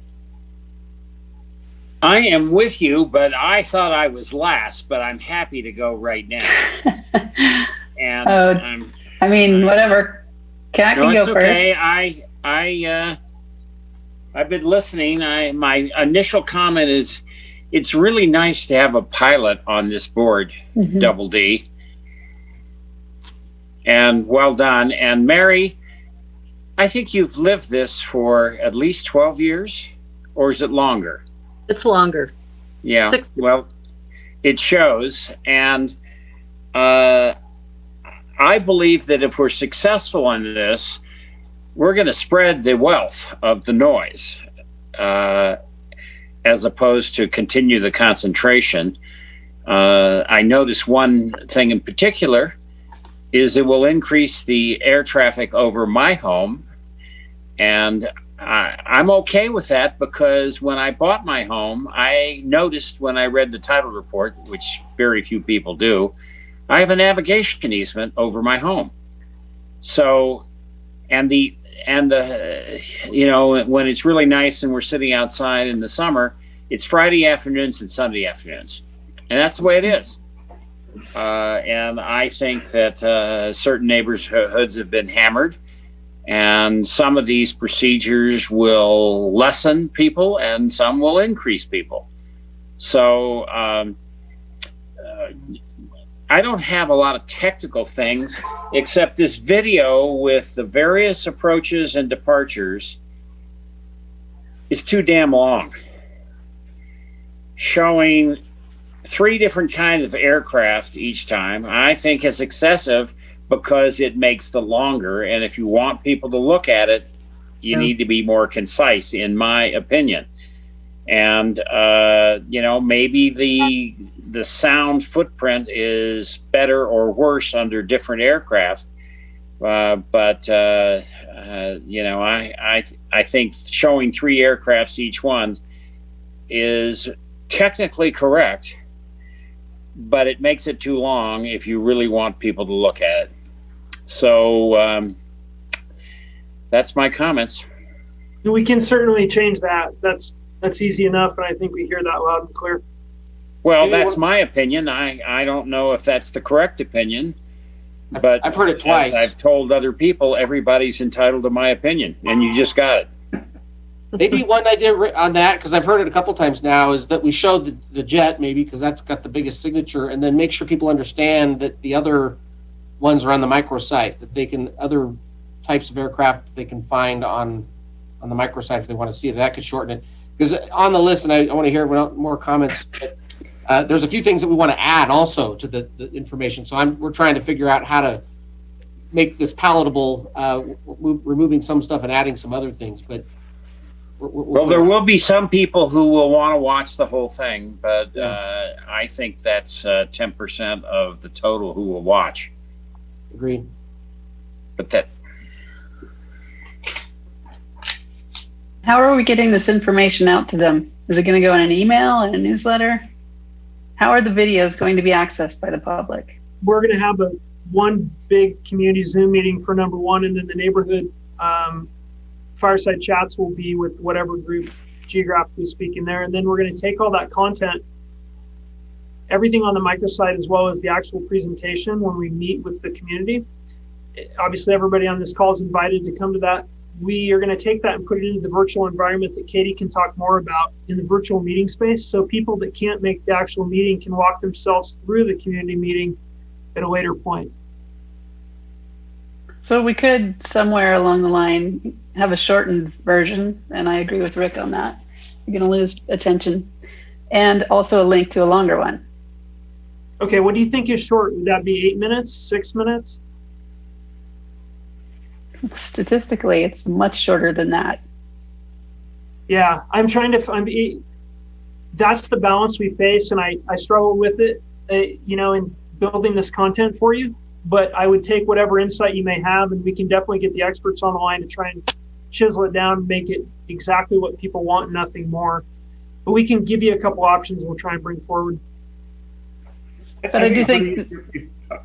Sorry, go ahead, Teresa. I was just going to wrap that up by saying we should keep a link to the full length for those who want it. Yeah, I would say it goes to really a discussion of audience. It's like for the general video that discusses everything, I think we have to ask ourselves who will want to see that.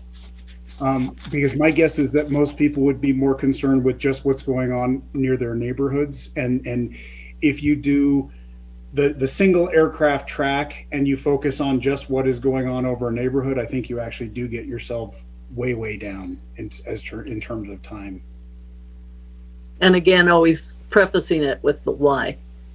Yeah. The one thing that Hardy and I were talking this through, kind of gets what Mary just said, is that when we're talking to a neighborhood that's maybe north or of the airport, they kind of need to know what's going on south or west in order to kind of get the why, you know, why we're doing this. So I think there needs to be some kind of a why video that we'll work on that I think we can show everyone, but agree that, you know, longer is not as good as shorter and more succinct. Yeah, we'll work on that. Was Mr. Diamond, were you suggesting that we just have a button where you click on your neighborhood and see what the impact is?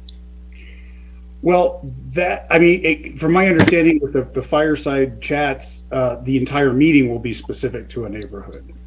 So We're going to show you that in a minute. yeah. So my question with the general one is that if we can define who the audience is for the general one, who do we expect to want to see what's happening throughout the entirety of the region? Then that might help describe or define rather not whether, for example, there should be 3 airplane tracks in there. Is this more of a technical audience? Do they want to see all the detail?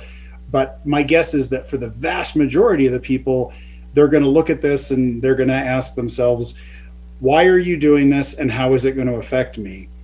And so if the fireside chats, if those individual things could focus on that for a given neighborhood, if they want to look at a different neighborhood's video, they're welcome to do that. I think they're just like the public comments we received earlier today. Everyone's going to say, not over my house. Right. No one is going to say, oh yeah, I volunteer, send them my way. So, Right. sharing the wealth and showing, and even in a shortened video, if there's any way to say, here's your neighborhood, but look at what is going on around you. There's no escape unless you go, I don't know.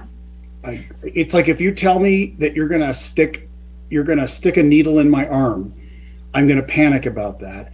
And then if you come and you do it, it's gonna hurt, and I'm not gonna want you to do it again. And then if you tell me that I just got the COVID vaccine, I'll be like, awesome. Now I understand why all this happened.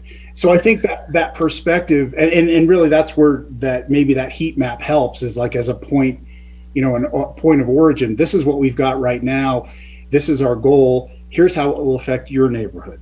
And that might be, I realize this is really, really difficult to distill down into something that's not complicated.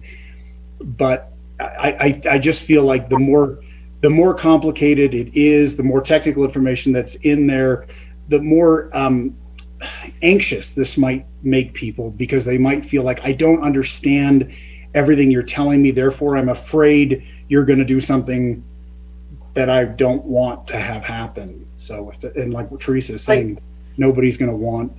Could I just make one suggestion? We made a video for ADSB that really focused on the simplification of a very technical subject. It was made by a company called Splainers. They do a lot of work for Fortune 100 companies. A pretty affordable platform, but it's on the ADSB microsite on our website. And that may be an opportunity for us if the board members can look at that video. I think it's less than 2 minutes. I want to say it's 1 minute and 40 seconds. And give me some feedback if that's the type of piece that would fit well in this project. I think it's something we could do fairly affordably, and it may be exactly what we need. We'll send it to you. Yeah, send the link out, because I always have to ask Lauren to tell me where I find things on the website. And she does a great job quickly. And we got to give Kat a chance here too, but I think the super detailed information and everything that you've shown should be out there and available as an option. Anyone can click on it and go get it. But if you put that up on, a 30-second commercial on TV, nobody's going to watch the whole thing. What's the message? What's the elevator speech that you want to get out when you only have that much attention span? Understood. And then the fireside chats, those are 1 hour, and be real clear about that, because it could go on and on and on. I was just real impressed with the way the PUD ran this. Yeah, I like that idea. Kat, give us some wisdom. Yeah, so I think the way the video stands now, the audience for that video is very, very small. And just because the people on this call understand most of what's being said doesn't mean that most people will.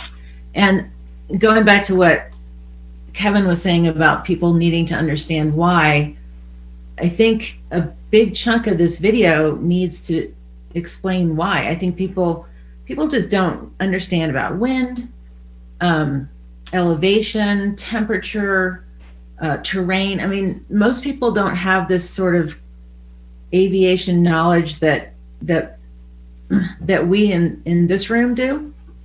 And so I think I mean, I hate to say dumb it down, but I do think it needs to be really carefully spelled out. Like these are the factors that go into the decisions which runway to use. And sometimes it's also explaining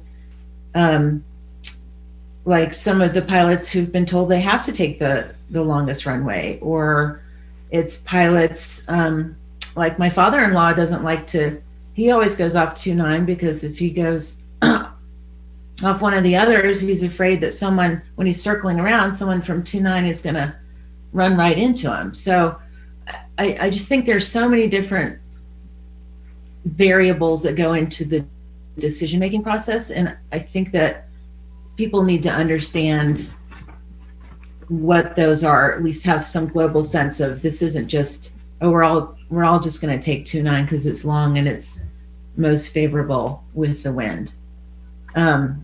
So I agree that 20 minutes is probably too long, and there's too much time, I think, devoted to the 3 different aircraft. And I don't think people need to see 3 different aircraft, but I do like the heat map, and I like the graphic on the left that gives you an idea of how loud the decibels are in common household, the vacuum cleaner or whatever.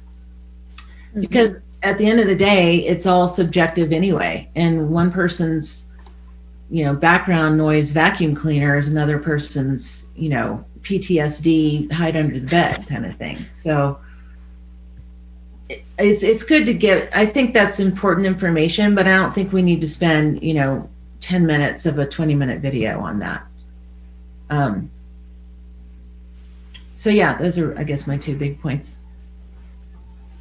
Yeah, the Y video, the opener video, the Y video, I think there's huge opportunities for us in that content area. You'll see that in a minute on the board. And then the other, cutting out the aircraft, I think easy.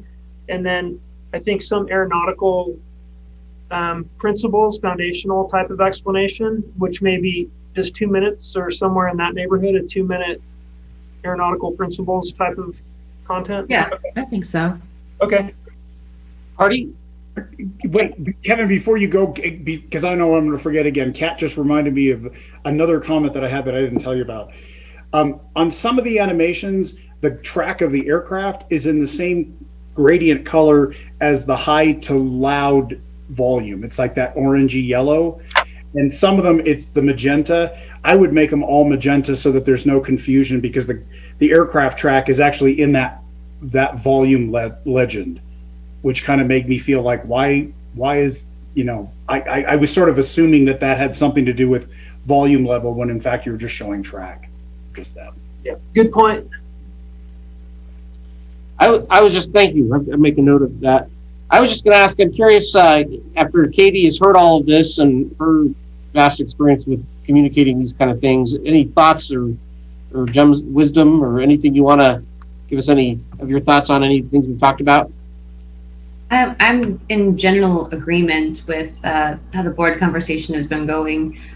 It's a lot to digest in one video, and if in the real presentation we were to do them in 2 or 3 minute chunks, talk about the benefits, then go back to playing the next set, that's an option for breaking it up. Yeah.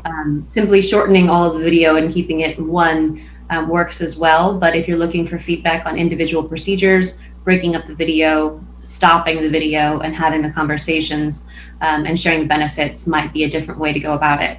Yeah.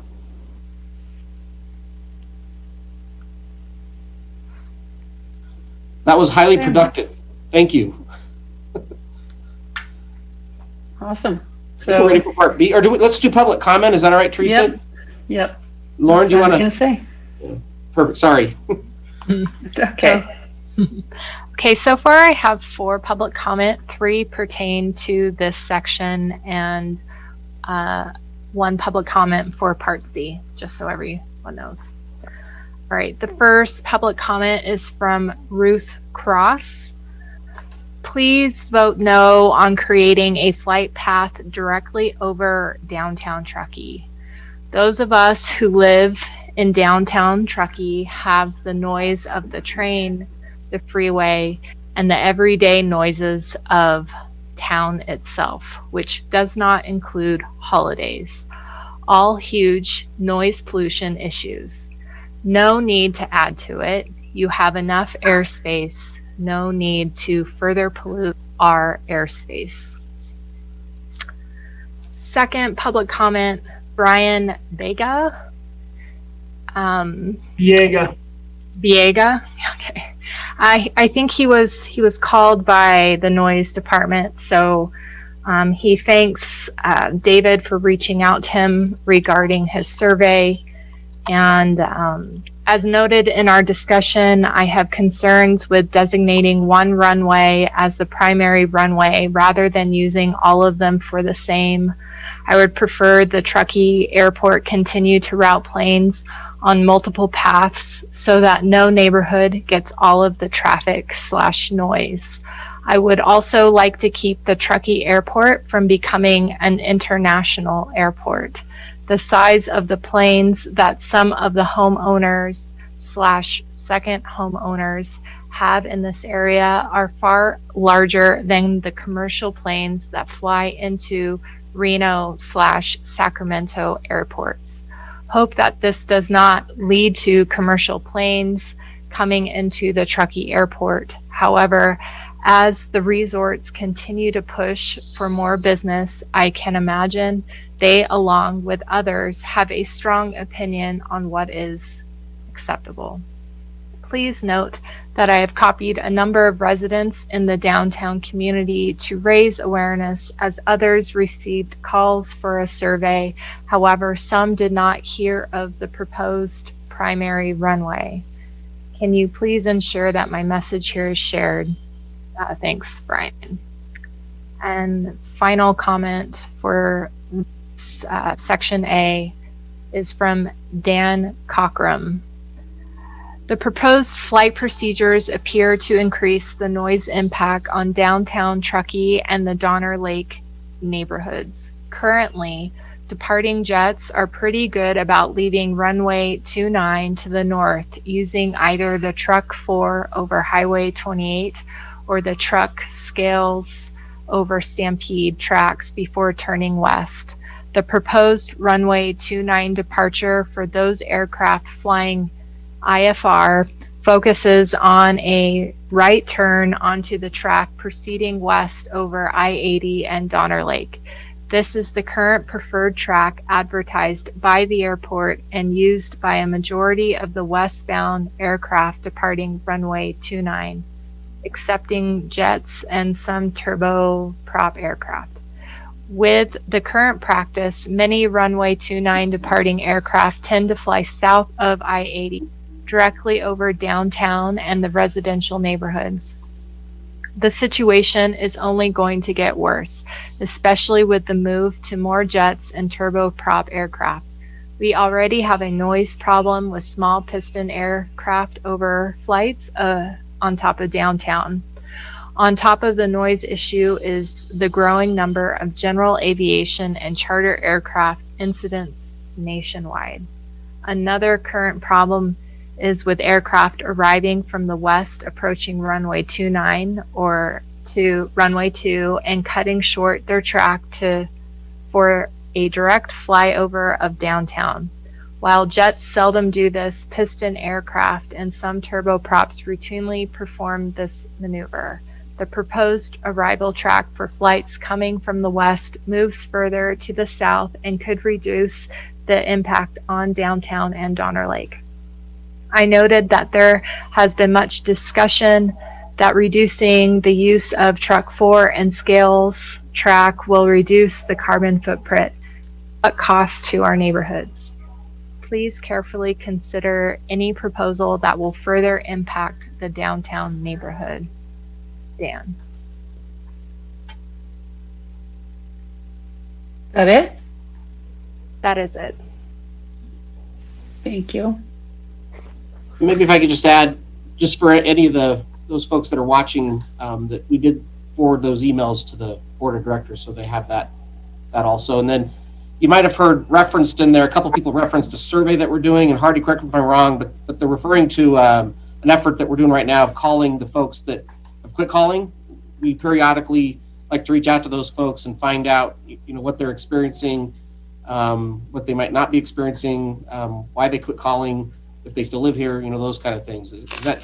I know David Van Quest is on this call too. I think I'm correct in that. Is that right, Hardy? Yeah, I believe so. Well, and we'll get you the results of that. I did notice in the first public comment, they said, please don't vote to do this. Is this something we're going to vote on, or is that a misconception? Yeah, we're not voting on any of this right now.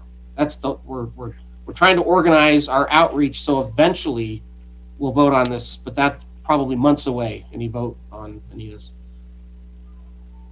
And I have a question to Hardy. The comments about driving more traffic downtown, I think the proposal, that is accurate, is it not? That is accurate.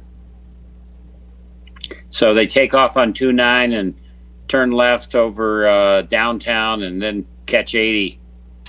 Yeah, most aircraft, if they're high-speed, faster aircraft, will go straight off the runway, fly across Highway 80, make a fairly aggressive left turn, and then follow 80 on the north side. And I actually have a video, if you'd like to look at it from the aircraft flying it, actually the physical video, if you want to take 30 seconds, I can show you the path for it. I don't need to see it. I just wanted to comment that Okay. from my looking at this presentation and the prior one, that their comments about sending more traffic downtown is accurate. That is accurate. It is accurate.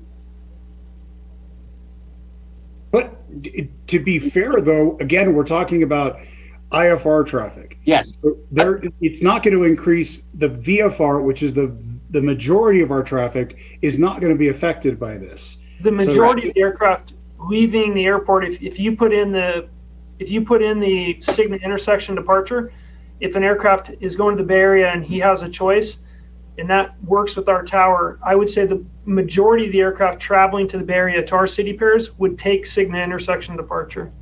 Right. These are aircraft that would have departed north, and so what we're saying is that if you're going west or south, you would use this one. If you're going north or east, you'll use the current one. So it's not necessarily new planes using that. It's, again, that idea of dispersing them. Right. And it is a percentage of overall traffic. Yeah, it's not all traffic. The majority of traffic that is flying over downtown now will not be affected by any IFR departure because the majority of traffic is flying VFR, correct? And they go over downtown and they'll keep going over downtown. Is that what you're saying, David? That's correct. So that's why I say in that introductory thing, we really need to let people know the percentage of aircraft that we're talking about. So when somebody is downtown or Tahoe Donner and they're experiencing an overflight, they're not necessarily aware of whether that airplane is on a VFR or an IFR flight plan. So all they're thinking is that what you're talking about is that the general number of airplanes over my house is going to increase. But in fact, we're only talking about a percentage of that traffic being affected by this, and that would be the IFR traffic. I'm correct, right? Yeah. Yeah. I think that's important I also had another question. Brian mentioned the phrase, the proposed primary runway. Did I miss something about, are we proposing a primary runway? No. That primary, when I hear that term as an airport manager, I think of runway, of FAA language. The FAA designates a primary runway. That is 229, and our secondary or crosswind runway is 220, but it doesn't have anything to do with, with what we're talking about today necessarily. It's just a definition of primary versus secondary runways. Okay, thank you. And to the extent of this concern of increased use over Cigna, there's also, we have the tower, and it could be in the morning we send them one way and in the afternoon we send them the other way. It goes back to sharing the load. The whole idea is no specific single neighborhood should be bearing a lot of it.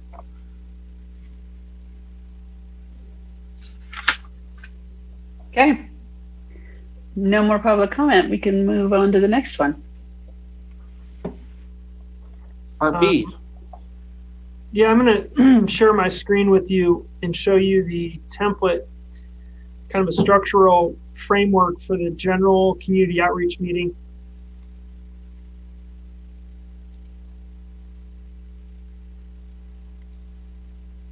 Can everyone see my screen? Yes. Okay. So this is essentially just a framework. It's flexible. It can be changed. The board can give us your insight on what you think. But essentially, the district-wide outreach meeting is going to start with the general manager welcoming the audience, explaining the ground rules, talking about the expectations of a public forum. And then the next part I wanted to highlight is really the why video that we keep talking about. So I think Kat said it really well, and everybody's really said it really well. We want to have that high-level overview. Why are we here today?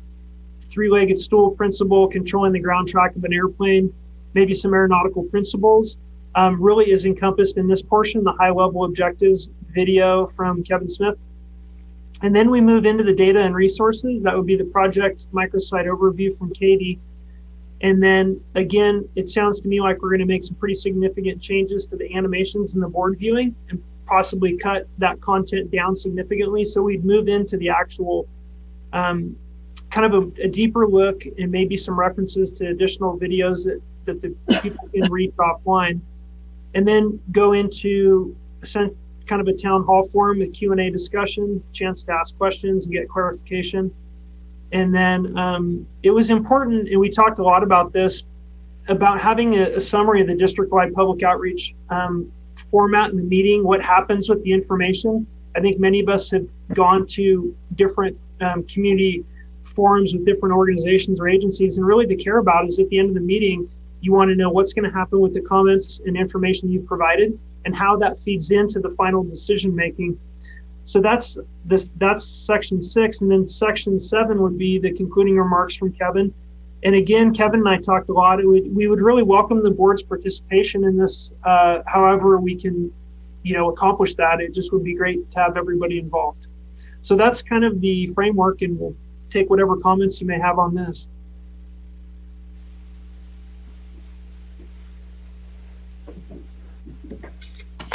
Maybe I'll add before anyone comments that the first hour and a half of our conversation has really helped me understand the why video and how important that is and some of the things that we would do with that. So that doesn't exist yet. Kind of wanted to get some input, which I've gotten a lot of really good input, but you'll see that well before it ever goes out for public dissemination. Hardy, Rick Stevens, you want the board's participation? You want us to show up at some of these meetings, or what? Be very specific what you want from board members. I think it's open for discussion, Rick. I think that No, what you want is not up for discussion. What do you want us to do? I personally, this is my opinion. I'm not the decision maker in this process. I'm a helper provider. But it's my opinion that if the constituents see you, they see that you're invested in this process and that you're working in concert with staff and the consultants to provide them with transparent information, the process will go much smoother for the airport district board, the staff, and our community. Josh, can we? I just had an email exchange with Josh, and my understanding was that we all can't be at meetings that are related to airports without it becoming a public meeting that's agendized. That's right. We couldn't have a quorum of the board, but we could have 2 representatives from the board at each of those meetings. That's what I was going to suggest, is that you divide it up and 2 of you go to each one. Well, Dave's going to go to every one of them, so we have to divide the rest of us up. I'm happy to. I would love to go to every one of them. I know you will. if I can, I will. Yeah. Or it could be a special meeting. There's nothing that says it can't be agendized. And whoever shows up, then it can be 3 or 4 of us, because I would be curious to hear what people are saying. I'm willing to show up as well.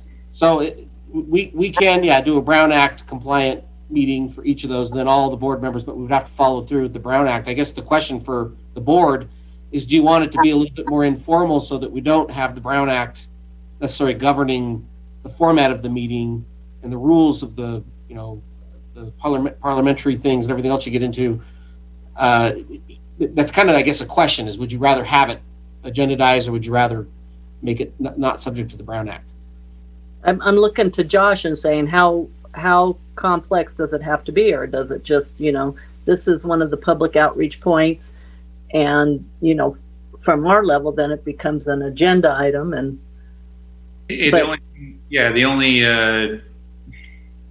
we make it an agendized meeting, then it would be a similar agenda to the one that actually we have for today, and we could tailor it that way. I think the only thing is it'd be a little bit formal as far as public comment and having that and having a call to order and that sort of thing. If it's not agendized as a Brown Act meeting, you have a little bit more flexibility. It can be just more of a traditional, you know, public meeting workshop type format without the call to order, public comment, and more free flowing.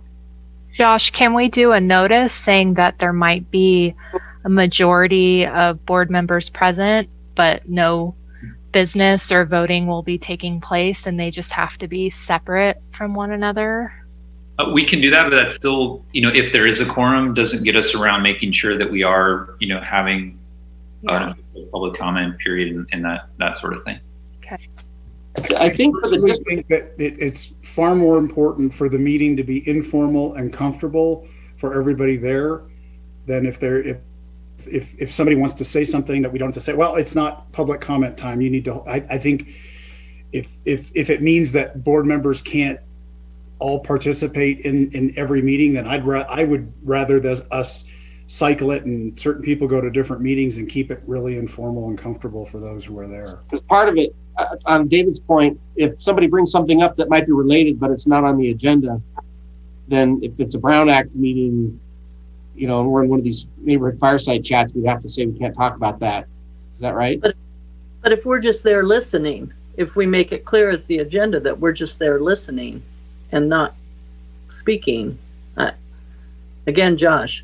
Yeah, so, you know, it's kind of a unique thing under the Brown Act, but even if there's a meeting about airport business where a quorum of the airport board is there and they're just listening, that's still a meeting of the airport board. There actually is an old case out of Sacramento County which dealt with the county board of supervisors sitting in a room and watching a video and not talking.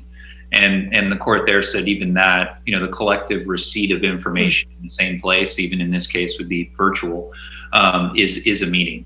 So in that case, you know, even if the quorum of the board was just there to listen, we would still want to agendize it, and it could be a very loose agenda, but it would be a meeting of the board. I'm thinking about when we did all those master plan outreaches and seemed like we had the whole board there. Kevin? Yeah, I mean, those are in 2013, 14, right in there. And Josh, what we did there is we had a time period between like 4 and 7 or 5 and 8 that we were there, and it was just workshops. There wasn't a formal start or end, and people come and went all evening. And I think for some of those we had more than 2 board members. So that predates my, you know, involvement. So I can follow up with Brent just to see if, you know, kind of how he threaded the needle there. But, you know, absent a discussion with him and some exception I'm not thinking of, I would agendize, recommend agendizing those if we think a quorum's going to attend. Yeah, I think for the community-wide meeting, we're going to want to, for the district-wide outreach meeting, that would be, we'll make that agendized meeting so everyone can attend. Really, the question is the fireside chats, where we're getting into specific neighborhoods, as if you want to have an agenda for those, or if they're a little more informal with a couple of board members and staff attending. Yeah, can we maybe good to watch the fireside chat and see if it's something that is appropriate? Is that plan of attack on that? Yeah, we'd like to show you that, the fireside chat. Is that all right? Kevin, I don't want to move on until Chair Odette, or, you know, when we're ready to move on. I just looked back at our agenda, and the high level objectives portion I think we've covered, and then the Q&A for board discussion for the district-wide outreach meeting is what I think we've just completed. It would bring us to part 8B. We wanted to talk a little bit about how Katie is going to synthesize the general collection of all of this information through the outreach process. So I'm going to turn it over to Katie and let her talk a little bit about that. Thanks, Hardy. So With the district-wide meeting, the regional fireside chats, and all of the comments that come in through the public website, our team will be responsible for collecting and synthesizing the comments. At the end of the outreach period, however long the board sees fit, but before the next board meeting, we would compile and create a report that provides the details, the comments, and an executive summary that sort of highlights key points that people make often. And then there was a question earlier about what that virtual room that meeting looks like. And I can show you that now, or when you think it's more appropriate, Hardy, but I do have some visualizations that can help you sort of picture what that open house could look like. I'd like to see it. Okay.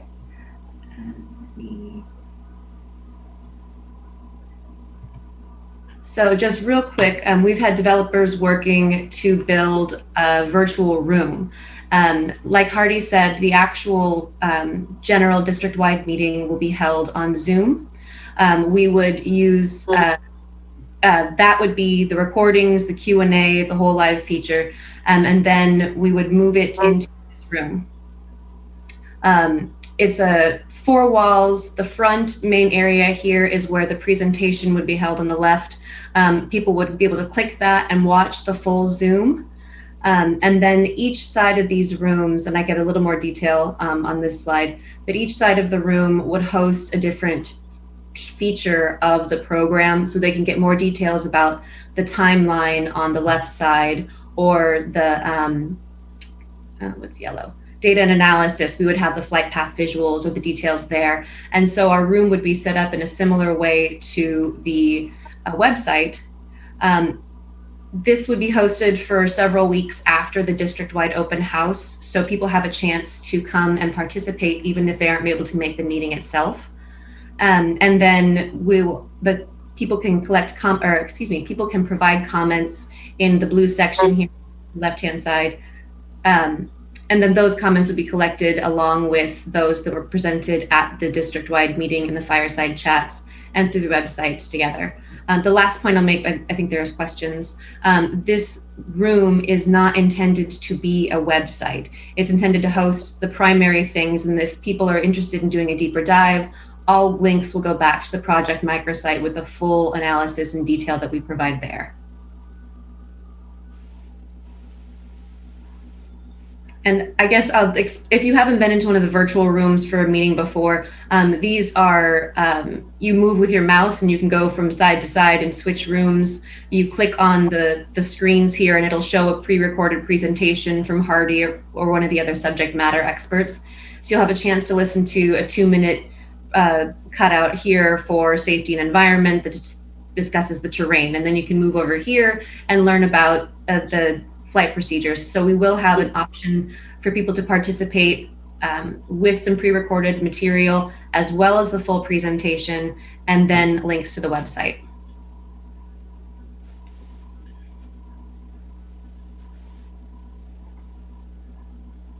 Are we taking comment yet? Sure. Okay. This is really beautiful. My concern is that twofold. One is my concern for everything is that it's accessible via mobile. And I'm wondering if because we're having like a picture-in-picture kind of thing here, that it might not be as efficient on mobile. My other concern is that, is this just too much user experience for what they're trying to do? It's kind of like they're going to come here and I see the hierarchy of what you're trying to do with regard to providing the content, but I just wonder if like a simple menu like structure just might be easier for people to navigate, rather than knowing that there are some people who will attend this who will have a hard enough time getting Zoom to work, that maybe it's too much user experience. That's my concern. That's definitely a possibility. I think we will be hosting the Zoom meeting. You can get it on the website afterward as well. And then with this room, you can have the option of exploring or not exploring, coming, seeing the Zoom video, leaving. But if this is a direction the board doesn't feel like we have to take, we don't have to take it. Katie, does this add a lot of expense to what we're trying to do financially? There is some expense to it. I will say that this has actually been pretty built out, but it's not a considerable expense. We just we invested setting it up so you'd be able to see what is possible here with the virtual open house. Okay, thank you. Just the comment is, it's pretty glitzy, which there's this concern that the airport is trying to become very, very fancy. And this as a subtext would imply kind of be concurrent with that idea of we're trying to grow, we're trying to be very fancy. So I have a little concern with that, and all the people dressed up, because that's not Truckee. So, it's a little, I'm concerned that it could imply that we're trying to be very fancy and growing on purpose. I think it's too late. We already are fancy. We're not that fancy. Okay. But you might be right. No, I'm just talking about we got plenty of money and we spend it. Just look at this. Yeah. I will mention just briefly so the board is fully informed. The most expensive portion to date on this project has been the creation of the animations and the video editing. The next tier down below that's going to be the aerial photography for the high resolution and ground shots of the neighborhoods from the aircraft. And then below that, I think, is going to be much of the work Katie's doing. So just to give you an order of priority when it comes to spending on this type of activity.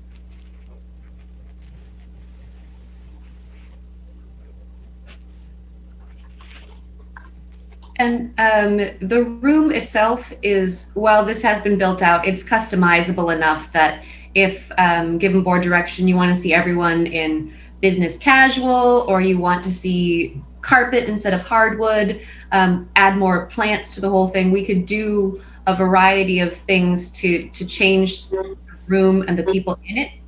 Blue jeans. We could do it. I again, it's mobile. I would kind of concur that it seems very, can't we just go to places to add your comments or to read these, to these videos? Absolutely. None of the information provided here won't be on the microsite already. So if people are interested in just seeing the video, we can embed that video on the project site, and then they can meander the website on their own. Question real quick. I hear what everyone's saying, and I'm processing all that too, and I'm kind of balancing that that idea of keep it simple, but at the same time make it very accessible. And maybe Katie, where have you used this format before in large outreach efforts with other airports? I think you did. Did you do something like this similar at Salt Lake City, or and how did this help, or was it successful in this format, or what are some advantages and disadvantages of using this format? So I was not personally involved in doing it at Salt Lake City. RS&H did, but it's what we found is helpful is that it gives you the experience of being in an open house forum where you can wander from wall to wall and talk to people. You can, these will have clickable bios for subject matter experts or details that you might get in hearing a presentation or in talking to someone after the presentation, but aren't necessarily written in the same way the formal website is. This also sort of cages you in, if you will, to seeing the information that the airport is prioritizing beyond the actual presentation itself. So you do have a chance to see that the environmental is important, the safety regulations. Here's a chance where I can provide my feedback, and that's something that they consider important enough to be in this room. And so I think it's, the being in Zoom and doing the live Q&A gives you a lot of opportunity to talk to people. This is just a different way to help present the information that feels more like a traditional open house.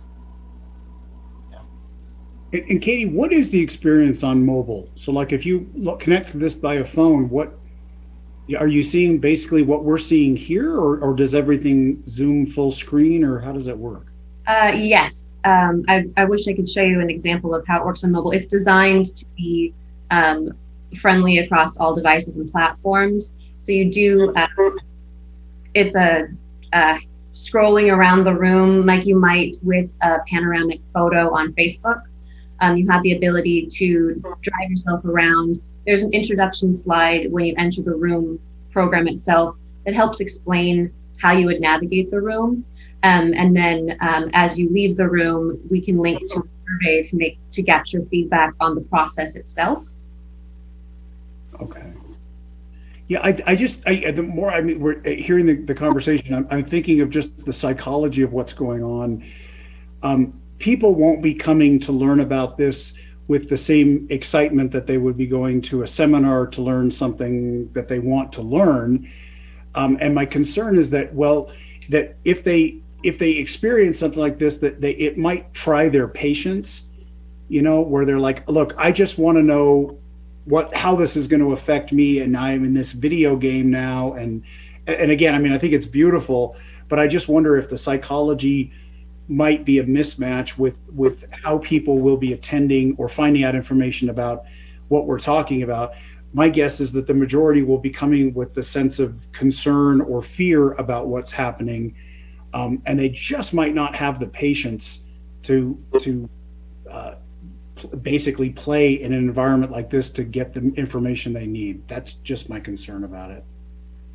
But then the alternative would be a website that, and I'm not disagreeing with you, David. I'm trying to sort this all out myself. But the alternative would be maybe a more mainstream website that they could have the same experience. I guess that we would have to balance and figure it out. One concept too that comes to my mind is if we are looking for simplicity and elegance, we have this great container of the microsite. We could do a guided video of the microsite, like Katie could narrate a walkthrough of the microsite, and maybe it's 45 seconds. And then people could find individually through the containers in the microsite the granular information. My fear with websites, and this is just my opinion, is that everybody wants a lot of content in there, and what it does, it just diffuses and dilutes the message you want to send. So it can be really difficult for people to leave the website environment understanding what we're asking of them, or maybe understanding what the salient points are. Mm-hmm. Yeah, and like we said, we don't necessarily want to reinvent the wheel here. The purpose of developing this program was to mimic the open house. But if that's not the experience that we really care to move over to this post-COVID world, we can certainly just embed the Zoom on the page for the program registration. Either you register for it or you can watch the recorded video, and we can have the fireside chats embedded in there once they come up and go live as well. We can do all of this on the micro site if hosting the open house in this manner isn't what we're looking for today. Because I'm looking at what's on tab 1, which is, correlates to the colors of your board, right? So like the high level objectives, that's a presentation by Kevin. Is that also something that would show up on the video screen? That's the orange, or data and this is what's on the green. Animation and boards viewing is on the blue, but it also is on all of those things. This is I'm just kind of, isn't all this stuff on the microsite? The presentations wouldn't be yet. We could certainly just add a 2-minute PowerPoint voiceover on the project site at the bottom of each of those main sections that give the same information. This would be sort of those small, high-level videos to explain in more detail the words they could read on the process and oversight page, or that they might have heard in a snapshot if they had stayed for the whole Zoom meeting. The room itself, we could change it to be for fireside chats if that was something we're interested in. So they're very flexible in what they can house and provide. But that the idea was that they're more like little presentations that you would get if you were speaking to somebody at an open house.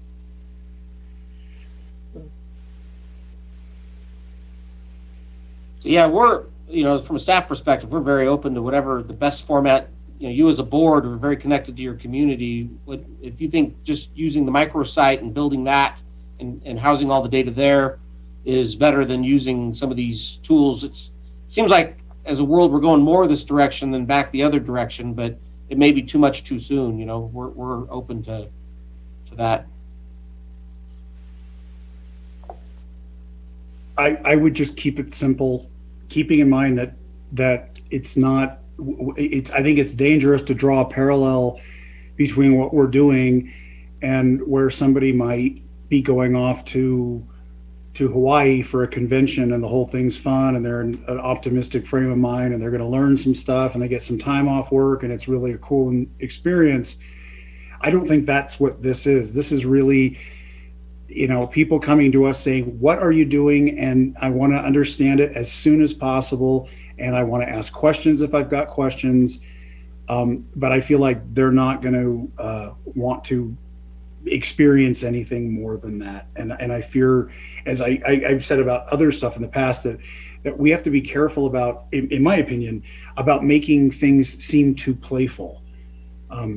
Because it's, what we're talking about is a serious business. It's aircraft flying over people's homes and how this will affect them. And I think that, adopting a more serious tone, a more to the point kind of a tone with this, I think would actually serve us.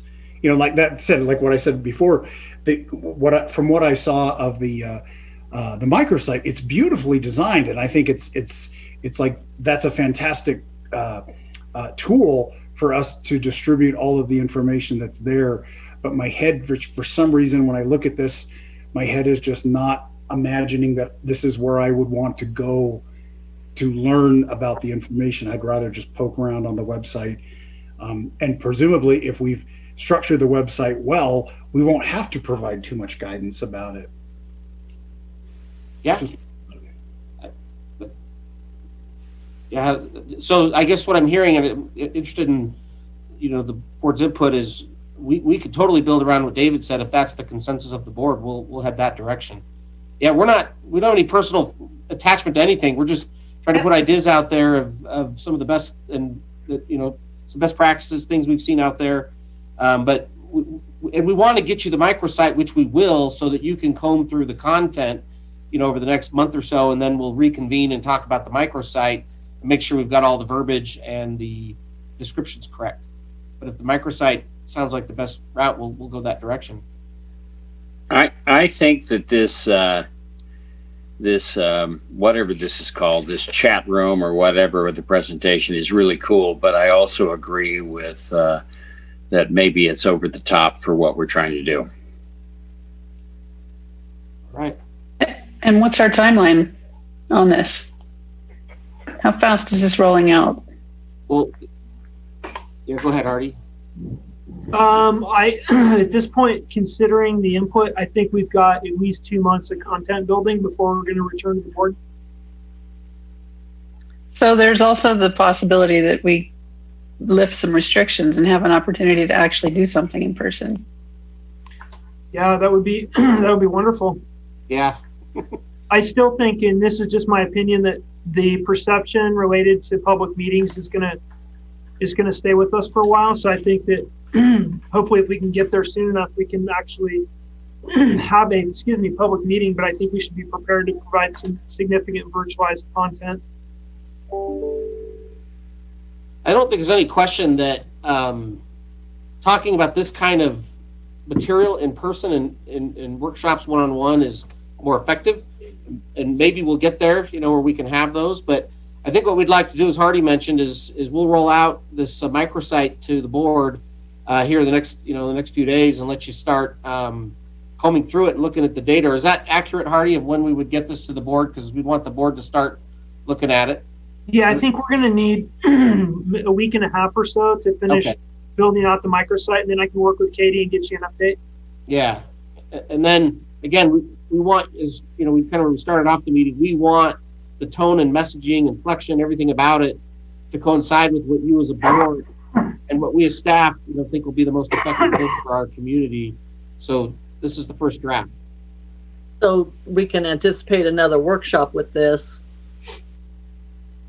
in a month or so. Late February, early March, something like that. And then I think after that, we'll be ready to launch outreach meetings to the public. We'll also know a lot more about, the situation we're in with COVID and what tools might be available to either meet in person or if that's not going to happen for a while longer. Would it be beneficial to have an ad hoc of two of us to be on there? Not that I'm volunteering, but. Oh, I think that's a great idea. And you're on it, Mary. Mary and David seem like the logical answer, but we, my opinion. As we've mentioned as staff, we always welcome ad hoc committees. And if there's two of you that want to lead the effort, but just want to make sure that's clear, is that if you have an ad hoc committee, we as staff will be your workers to get it done, and then the board members would direct that and report back to the full board with the deliverable products, and we are very open and willing to work in that environment. I think personally that I'm always available if you want to throw something out and say, what do you think of this? And I'm happy to provide whatever input I can provide there. I don't want to get in the way of it though. I don't want to derail what's going on here. But excuse me. I'm open, obviously, whatever direction Kevin and the board want to go. The creation of the content is really technical and time consuming. So I think the ad hoc may add value to that, so that we can give you products and have you essentially proof them and make sure they meet with your approval, and then kind of move them along, as opposed to gathering a tremendous amount of content similar to what we did today, presenting it, and then having to pedal backwards for another 30 days until we can get the board together to review it. That's one concept. The other concept is even more simplified, which I think would accomplish the same goal. Essentially, I was planning on taking all the comments, summarizing them, and then sending them to the board, and the board could just check box off. This one is exactly what I want. This one's exactly what I want.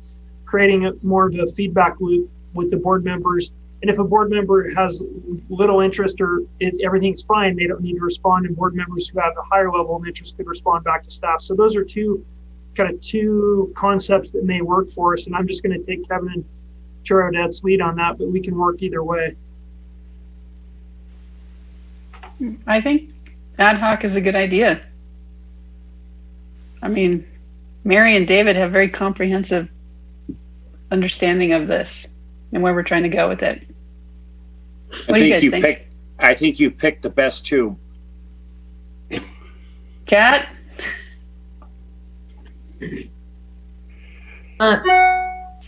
That sounds fine to me. I'm also happy to do it. I don't know if I bring anything more to it than Mary and David could, but if I have more time probably than Mary, who works full time.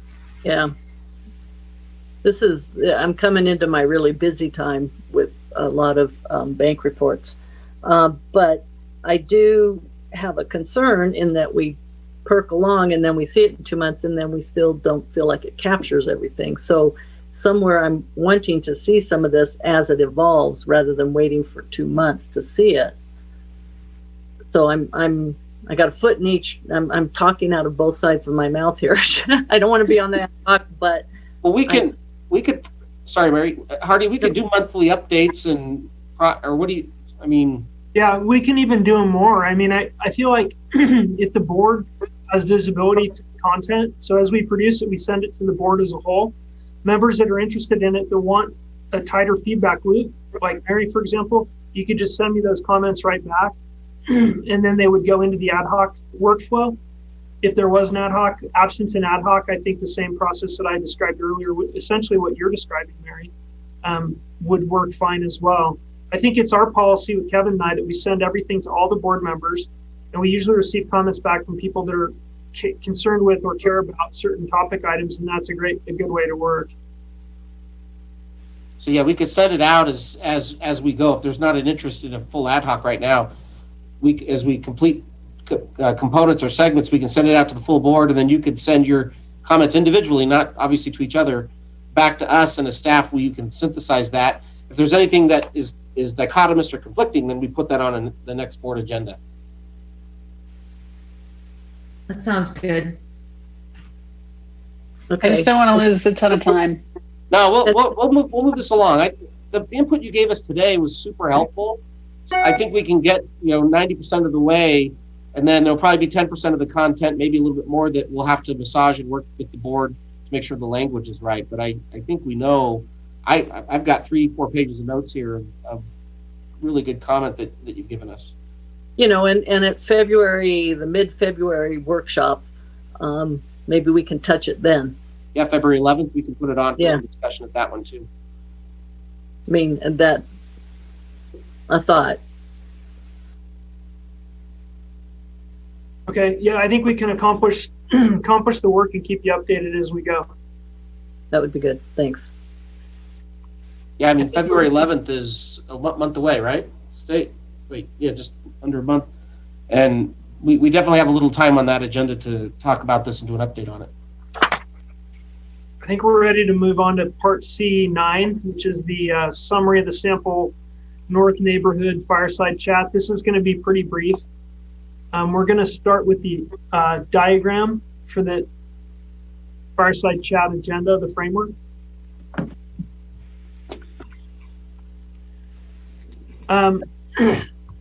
This is a map exhibit that I developed. It's pretty crude and rudimentary, but what I tried to do is collect the neighborhoods based on aeronautical influence and not necessarily strictly cardinal direction.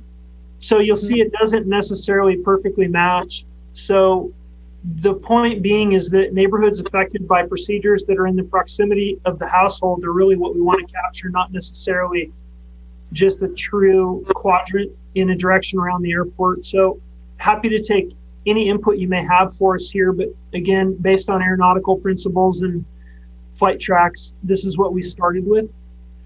And then, Emily, can you go to the next page, please? Thank you. Again, very similar framework, almost identical to the previous general outreach meeting.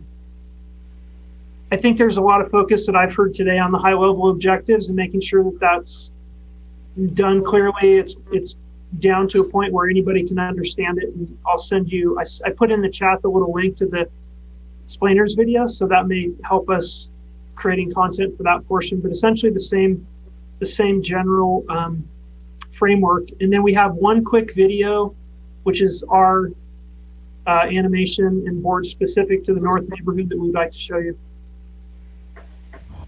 Welcome to the Truckee Tahoe Airport District Fireside Chat for our Flight Procedures Initiative. This Fireside Chat includes, but is not limited to, the neighborhoods north of the airport, including Prosser Lakeview, Olympic Heights, Airport Flats, Gray's Crossing, Old Greenwood, and Russell Valley. There is a pre-recorded district-wide meeting that provides an overview of the entire flight procedure project, including all the neighborhoods that surround the airport. That can be found on truckeeflightprocedures.com. The inset here shows the 4 principal areas of our microsite included in the instrument flight procedure review. We have the process and oversight piece that describes how we're going to undertake the process of public comment, public review, and insight and presentation. Then we have the safety and environment portion, the feedback and listening portion, and the pilot outreach portion. As you can see, we have a contact web form there where you can reach us. You can also go to our website, truckeetahoeairport.com, to talk to any of the staff members related to this initiative. This flight procedures initiative is very technical. To serve each neighborhood, we have consolidated information. We welcome input on anything related to this project. Once the Board of Directors considers all the community input, an implementation decision may be considered. Ample notice of decisions will be made available, allowing final neighborhood comments to be integrated. This public review process is an important step in determining the final selection of appropriate flight procedure and airspace changes. This is the aircraft operations area map. Within the red line area, it is typical to see and hear aircraft as they arrive and depart. Within the blue area, it is typical to see aircraft maneuvering for arrival and departure. In this area, aircraft are making steep turns, climbing, descending, flying low under full power and or low power. Within the red shaded area is mountainous terrain, which is not always suitable for departure climb out. Some capable aircraft may use this area for approach and departure. The green shaded areas are areas of lower terrain that typically allow for aircraft arrival and departure paths. The creation or modification of these flight paths may allow the reduction of community noise and annoyance associated with aircraft overflight. We will now review 3 different types of flight procedures that affect neighborhoods north of the airport. First, existing voluntary arrivals and departures. Second, FAA certified arrivals and departures. And third, new conceptual procedures that may reduce noise and annoyance and enhance safety. This is a depiction of the current airport promoted voluntary arrivals from the east and west to runway 11, the east facing runway. Aircraft arriving from the west fly over Gateway, Downtown, Rail Yard, Pine Forest, Coachland, and Martis Estates. Aircraft arriving from the east fly over Grays Crossing, Old Greenwood, and Olympic Heights. Some aircraft may fly over Glenshire. This procedure is rarely used. Winds seldom favor arrivals to runway 11. This is the current airport promoted voluntary arrivals from the east and west to runway 20, the south-facing runway. Aircraft arriving from the west fly over Gateway, Pine Forest, Coachland, Olympic Heights, Grays Crossing, and Old Greenwood. Aircraft arriving from the east may fly over Glenshire. Procedures from the west are used frequently, and the procedure from the east is used rarely. This slide depicts the existing FAA departure for runway 02, the north-facing runway. Aircraft use instrument navigation, not visual reference. Aircraft depart and fly to the north to a navigation point north of Stampede Reservoir. Departing aircraft may fly over Glenshire, Old Greenwood, Grays Crossing, and Prosser Lake. This procedure is rarely used. This is a depiction of the existing FAA and proposed FAA departure procedures for runway 29, the west-facing runway. The existing departure procedure to the north is used frequently by all types of aircraft in all weather conditions. Aircraft use instrument reference for course guidance. Departing aircraft on the existing procedure fly over Grays Crossing, Olympic Heights, Alder, and Prosser Estates when flying to the north. Departing aircraft on the proposed procedure fly over Martis Estates, Pine Forest, Tahoe Donner, Armstrong, and Donner Lake. The common final destination for aircraft departing Truckee is located typically to the west and south. Aircraft using the existing departure procedure north typically turn west and fly south. This creates a lengthy path with associated environmental impacts. As you can see in the upper left, in the inset, the distance to a common point west at Cigna intersection is nearly double that of the proposed departure procedure. The existing procedure is frequently used as winds commonly favor departures on the west-facing runway 29. This is an animation of 3 different aircraft types. The first is a twin turbojet aircraft, a Cessna Citation Jet 550. The second aircraft is a Pilatus Pc12, and the third aircraft is an SR-22. All aircraft are departing the westbound runway 29 on the existing Truck 4 departure northbound. You can see the rainbow-colored noise signature footprint. As the aircraft climbs, the relative noise experienced by somebody on the ground will decrease, indicated on the noise level depiction in the inset on the left. That was the Citation Jet. This is the Pilatus Pc12, a single-engine turboprop, very common aircraft here at the Truckee Tahoe Airport.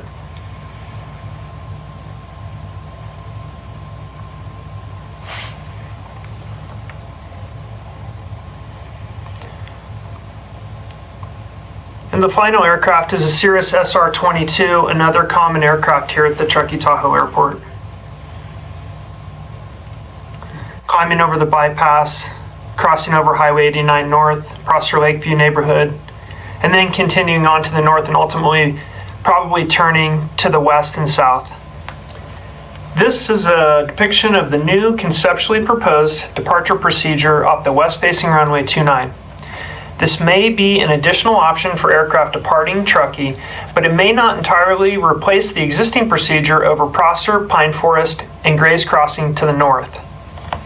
This procedure reduces the duration of noise and has a significantly lower environmental impact from an emissions standpoint by reducing the distance flown to that common point, westerly point, Cigna intersection.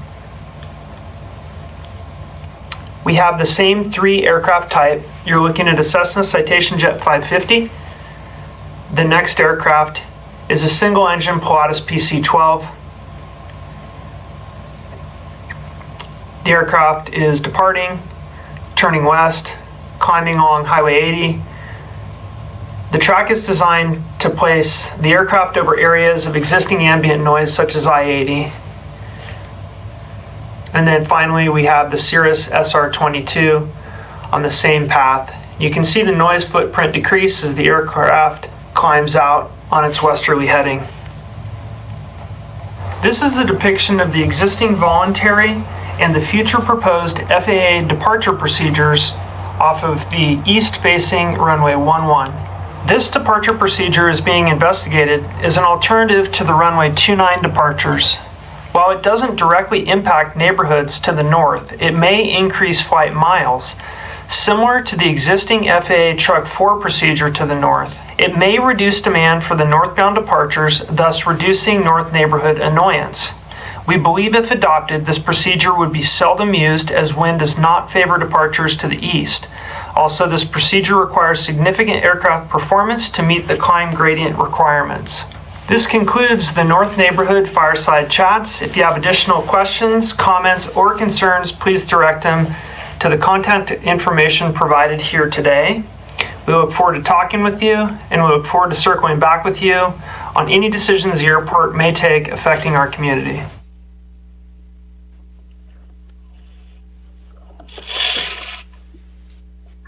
That's harder than it looks, by the way. I know I make it look easy, but it's actually pretty tough. You did a great job. It's a lot of editing. It's a lot of somehow editing stuff out. That's all I can say.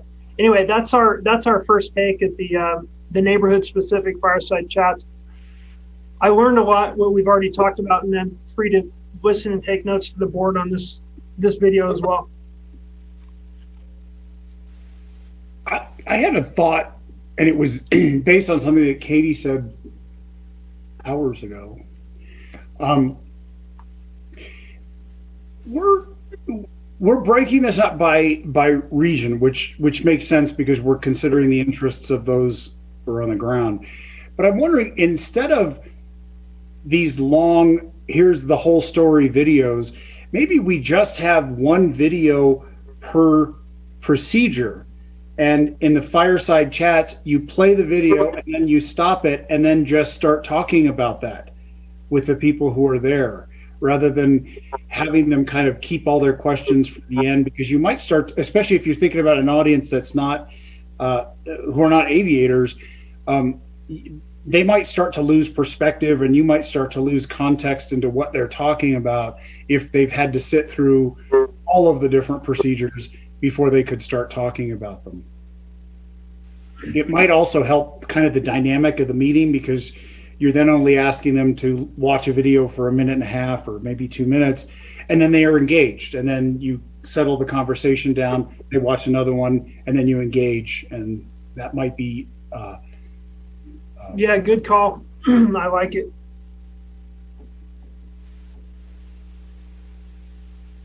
Yeah, the segmenting is something we'll work through. And it's you know, I think you've captured the graphic in terms of how the different neighborhoods experience the overflights. You know, it's the approaches or the depart. You know, it's different neighborhoods feel it differently.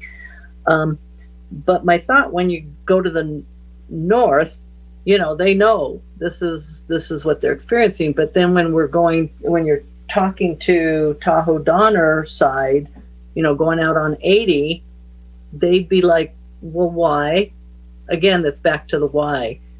You know, they're without seeing what is happening now again, you know, and again, back to the why in each of these. And I'm not sure about just dealing with neighborhoods, because if the idea is to talk about the community, you know, what these offsets, how, you know, it's like, great, if you're in Prosser, you're going, great, this is great, turn it on. If you go to Glenshire, they're going, what the heck, you're going to turn it on to me, you know, and I wonder about that. One thing that we had discussed a little bit internally is, do we even want to put neighborhoods on these, or just break it into regions, north, south, east, west? So if you live in North Star, you really want to know what the impact is. You know, you would look at it from which direction, you know, is the aircraft or is the airport can emphasize in that meeting. And, you know, so maybe that we just take the neighborhood names off of it and just say, we're going to talk about in this fireside chat impacts to the north, south, east, and west. And that was just one idea. I think it's important to put the neighborhoods in. I just think, again, it's back to the why. Why are we doing, where is the loads? And again, get that in there. You know, and the rarely versus common and the wind, you know, those type of same comments as before rolled into these. I'm just not, I kind of like the idea of the different procedures, like David and Katie were talking, but maybe not breaking it like, you know, these are the only approaches, departures that affect you. You know, it's like, look at what's happening in the whole enchilada. We're not just talking over here with the cheese, you know. Well, you don't have to talk about what's for this neighborhood. We only have to talk about what this neighborhood, but it's the whole space. Mary, I have an idea. What comes to mind is not necessarily a data-driven exhibit, but more of an artistic exhibit, which would be landscape generated of the airport influence area, similar to the club map I put up. And then it would have overflight areas. So it would have shaded containers for the truck forward, shaded containers for the approach over Sierra Meadows, and then lightly shaded or highly transparent areas where the overflight impact was lower, so that if you looked at the exhibit, you would see relative areas of overflight.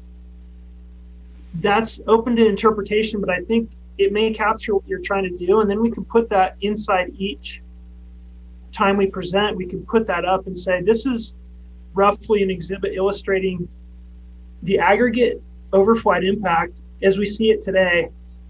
Here's what we want to do. And then you show another exhibit of the same character, shifting that highlight into a more broadened community holistic perspective, kind of a balancing effort. But it would be static. It seems to me like it may be something that's more subjective and perception based, more artistic and less data driven, because I don't think we're going to get there with the data. I'm not saying it doesn't exist. I'm just saying I think we're wasting our time. But I think if you came up with that exhibit, it may be a good way to say, here's what's existing. Here's what we're trying to do. We're trying to do a balancing effort. By the way, let me show you how that's going to be completed. That sounds more reasonable. And then it's with each neighborhood. I'm seeing Katie wave her head, so she's already thinking graphically how to present that. Because, again, it's all back to the why. Yeah, and I just wanted to reiterate that Hardy's kind of going through some of the technical info. We will have a why video on all of these things. I haven't made that yet. It's my job. I'm supposed to make that, but I also wanted to benefit from this conversation to know exactly how we're tackling that.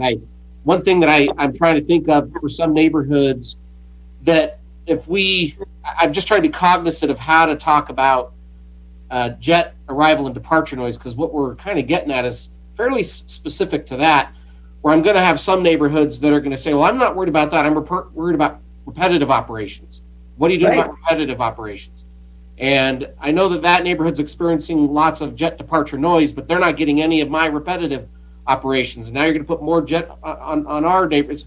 So I'm kind of trying to balance that, and I got to come up with some messaging around there because everyone's pain is different, but maybe felt the same, if that makes sense. I don't know. No, you're absolutely right. Yeah.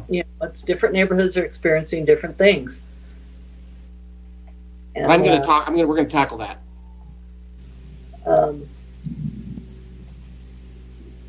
Hardy, I think you called it the club map that showed the red areas of terrain and the green, and that was in this video. Now that I see that, and especially considering the voiceover that you were saying on top of it, it kind of just begs the question, why was there not a departure off 1-1 to the south? Off 1-1 to the south? Yeah, because you're like when you describe on that video the areas of green, or you say arrivals and departures. It's terrain driven, so anything in that corridor is really challenging. Even getting an arrival in that green corridor has been quite challenging. Departure is a totally different set of standards. It's even more difficult, so that's why. All right, thank you.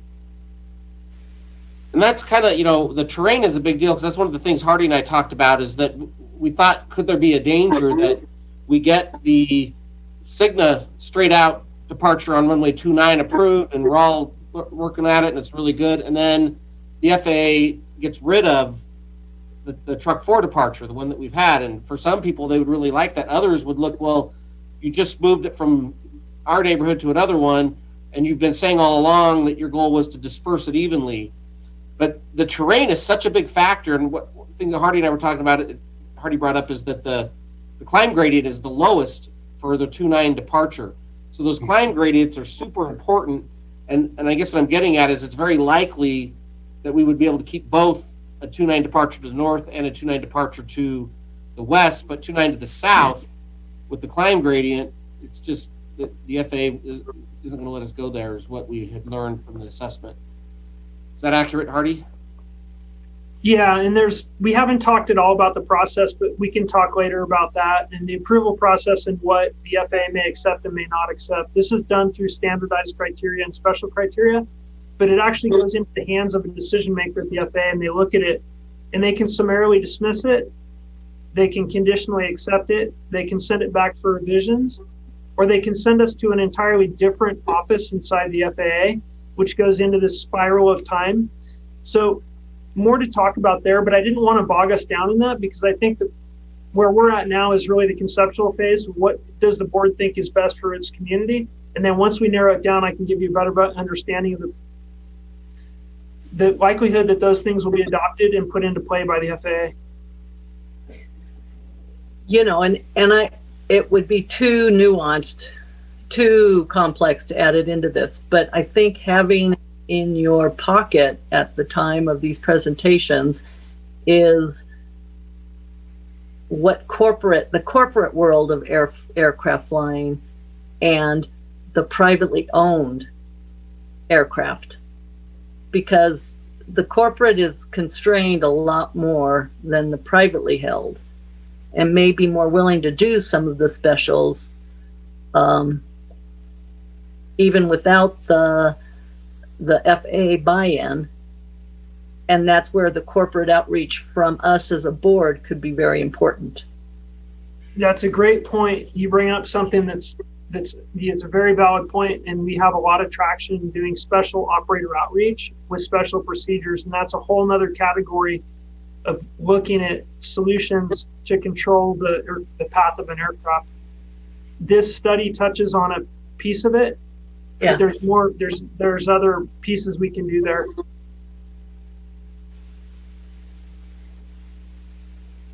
And that's why I say having that in your back pocket when we're having these groups, somehow tying that in that we are doing this outreach. Because like Mountain Lion, they probably constitute a significant portion of our Cirrus operations. Yeah. And they could be doing some of this stuff right now. They are. Yeah, they're on a signatory incentive to do it. So it's built into their lease. If you look at it, you'll see a lease exhibit in there showing some of their NAPs. And they've done a lot to help us develop these procedures from an operational standpoint, because some of them you don't know if you can fly them. And then you go out and you fly them and they work and some don't. So that's kind of the ones that worked with the help of Mountain Lion and other operators ended up in the study that you have before you. Okay. Hey, Hardy, real quick, could you talk about, at the beginning of the flight assessment, you talked about visual procedures. And do we bring those in at the same conversation about some of the visual procedures that we're trying to get charted? Yeah, so there is no more charted visual procedure. There's something called a fly visual segment. And so he references that terminology in the report, and you'll see it utilized in the 2-9 approach from the lake. So essentially, it's a full IFR procedure that terminates at a waypoint. And then from that point forward, the aircraft can proceed visually. It can actually still be on technically an IFR flight plan and cancel with wheels on the ground. Yeah. So he does incorporate that type of procedure design criteria in the assessment.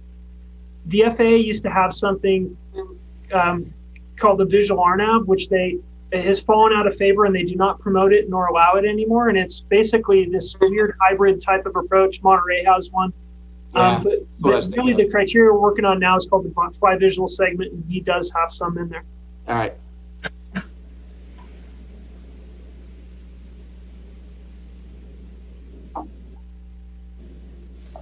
I believe that's everything we have, unless Katie, would you like to give us a quick summary? I think you've talked about it before, but the roll up on the fireside chat side? It'll be the same. Same. Okay.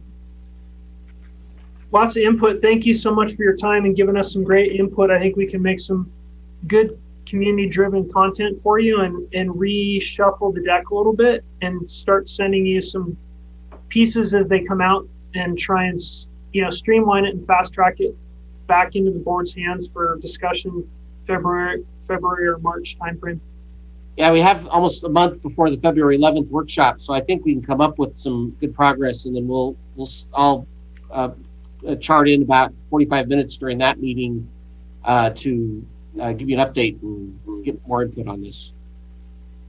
And Kevin, just for clarification's sake, because if we're not doing an ad hoc on this, my understanding is that we will get links to the microsite and other materials as they become available, and that we can comment on that.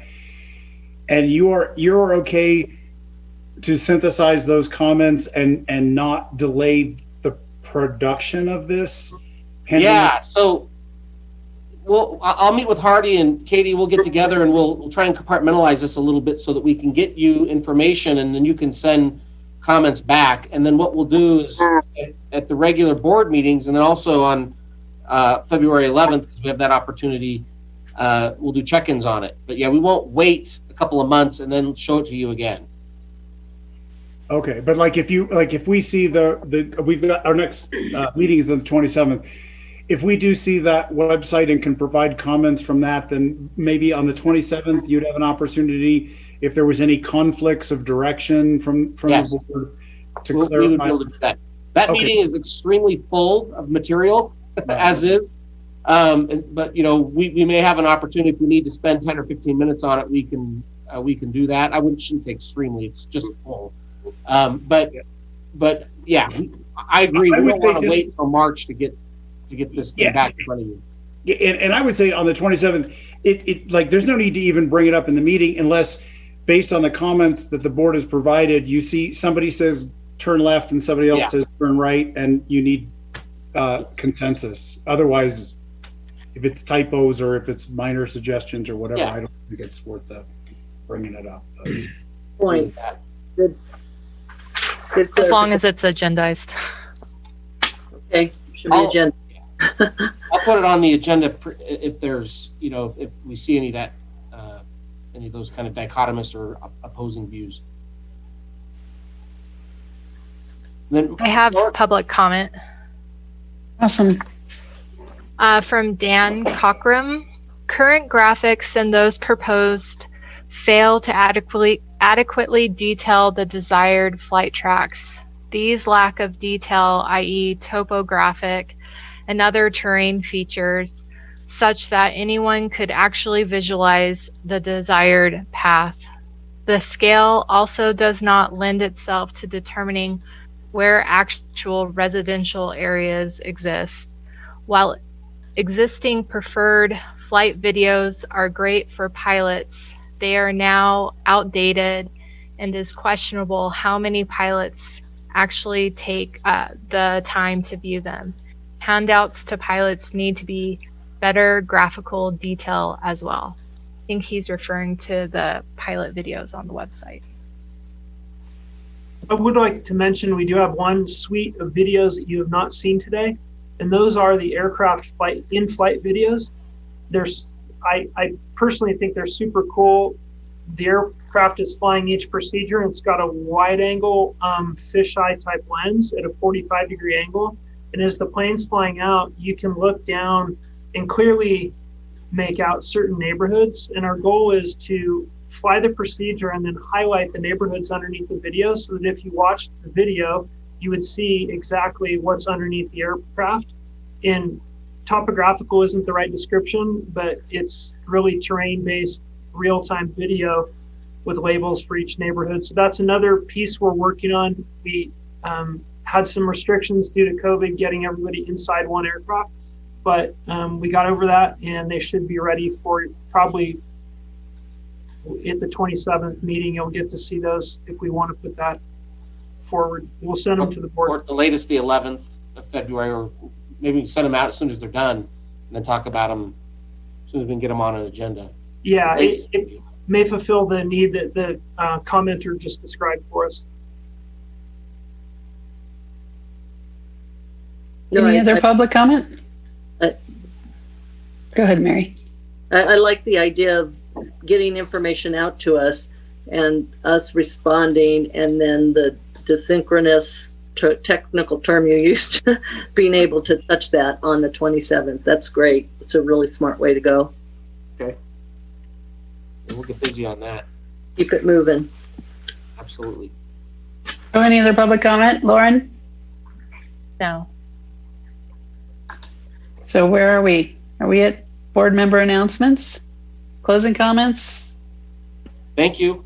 Appreciate everyone's time, taking time out of your day to go through all this fun stuff. Very much appreciated. A lot of good input today. Thank you guys. Mm-hmm. Okay. Who wants to make a motion to adjourn? I'll make that motion to adjourn. Second. Roll call? Okay, roll call. Vice President Hetherington. Yes. Director Diamond. Yes. Director Odette. Yes. Or President Odette, sorry. Director Rolfe. Yes. And Director Stevens. Last as appropriate. Yes. I still be out of order there. I'll figure it out. Yeah, David's first. Thank you. Thanks, everybody. Bye, Thank you guys. all. Bye. Thank you. See y'all.